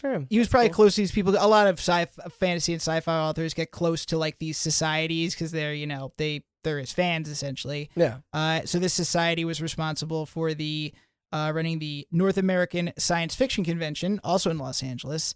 And so what did they do with them? They gave them away in these swag bags of the 1999 Expo that they had. And so they just gave them away, which is like, if you think about it, a mouse pad is like, that is what you get in swag bags. That's it. And they didn't have to set an alarm in their phone to desperately. Yeah, no, they didn't have to claw their way through 100 other people to get their mouse pad. Fucking bots. But so once that was done, they filled all the bags that they needed. They still had a bunch left over. And so what they decided to do with all the leftovers were collected, and a couple of very talented people made an outfit out of the mouse pads, actually. And it was a full costume, and one of the creators, her name was, I have it here, Colleen Crosby. She actually got to wear it. It's kind of like a dress and a hat sort of thing. She wore it and walked across stage in full costume and posed with Ellison at the convention that year. And there's a photo of him. He looks so amused by this, and she looks so proud of this. This has to be in our thumbnail. You need to look up this photo of her posing in this dress, and it is really fabulous. And he seems so pleased with that. And I think that's where I'll end it right there. That's such a good high note. Yeah. So I got to let me see if I'll see if I can find that photo, but in the meantime, feel free to, wrap everything up, I suppose. All right. Yeah.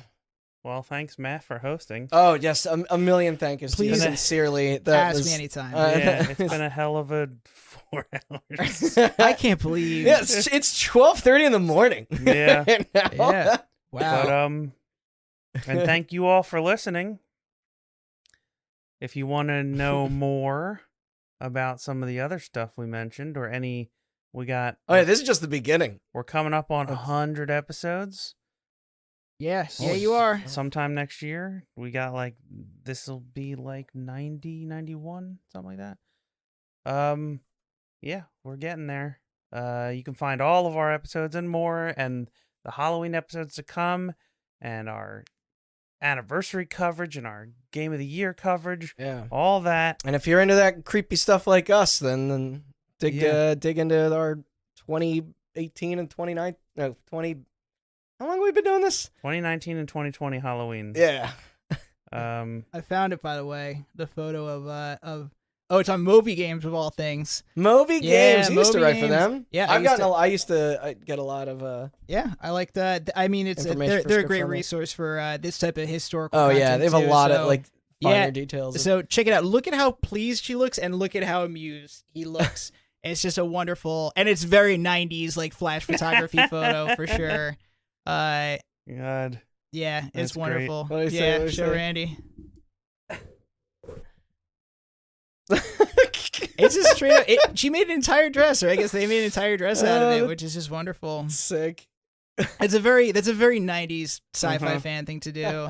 I also think it's very fun that he was just at the convention like that. Oh, and yeah. able to see hanging out. But yeah, all right. Anyway, all right, yeah. Cool. Thanks. Check out hotbuttoncast.com for all our episodes and more. Subscribe on iTunes and Spotify and wherever else you get your podcasts, and follow us on social media for news about future episodes. Heck yeah. Hot Button Cast on Twitter, Instagram, and Facebook. All right, everybody put your hands in on the oh yeah. Okay. The mythical Oh yeah, everybody put your hands. We're gonna recite the mantra, okay? Yes. If I cut that open, our faces are gonna melt Oh, if we actually look inside of it, our faces are gonna melt like Raiders of the Lost Ark, all the Nazis' faces melt as we look at it. Our souls get trapped within the game box. Hate. It is so. Yeah, it really is. What a marvelous looking thing. It's all foil and shiny, and on the back of it is just the hate speech from the monologue that we had mentioned. So, all right. Well, thanks for listening. If this episode comes out before Halloween, happy Halloween, everybody. Yeah.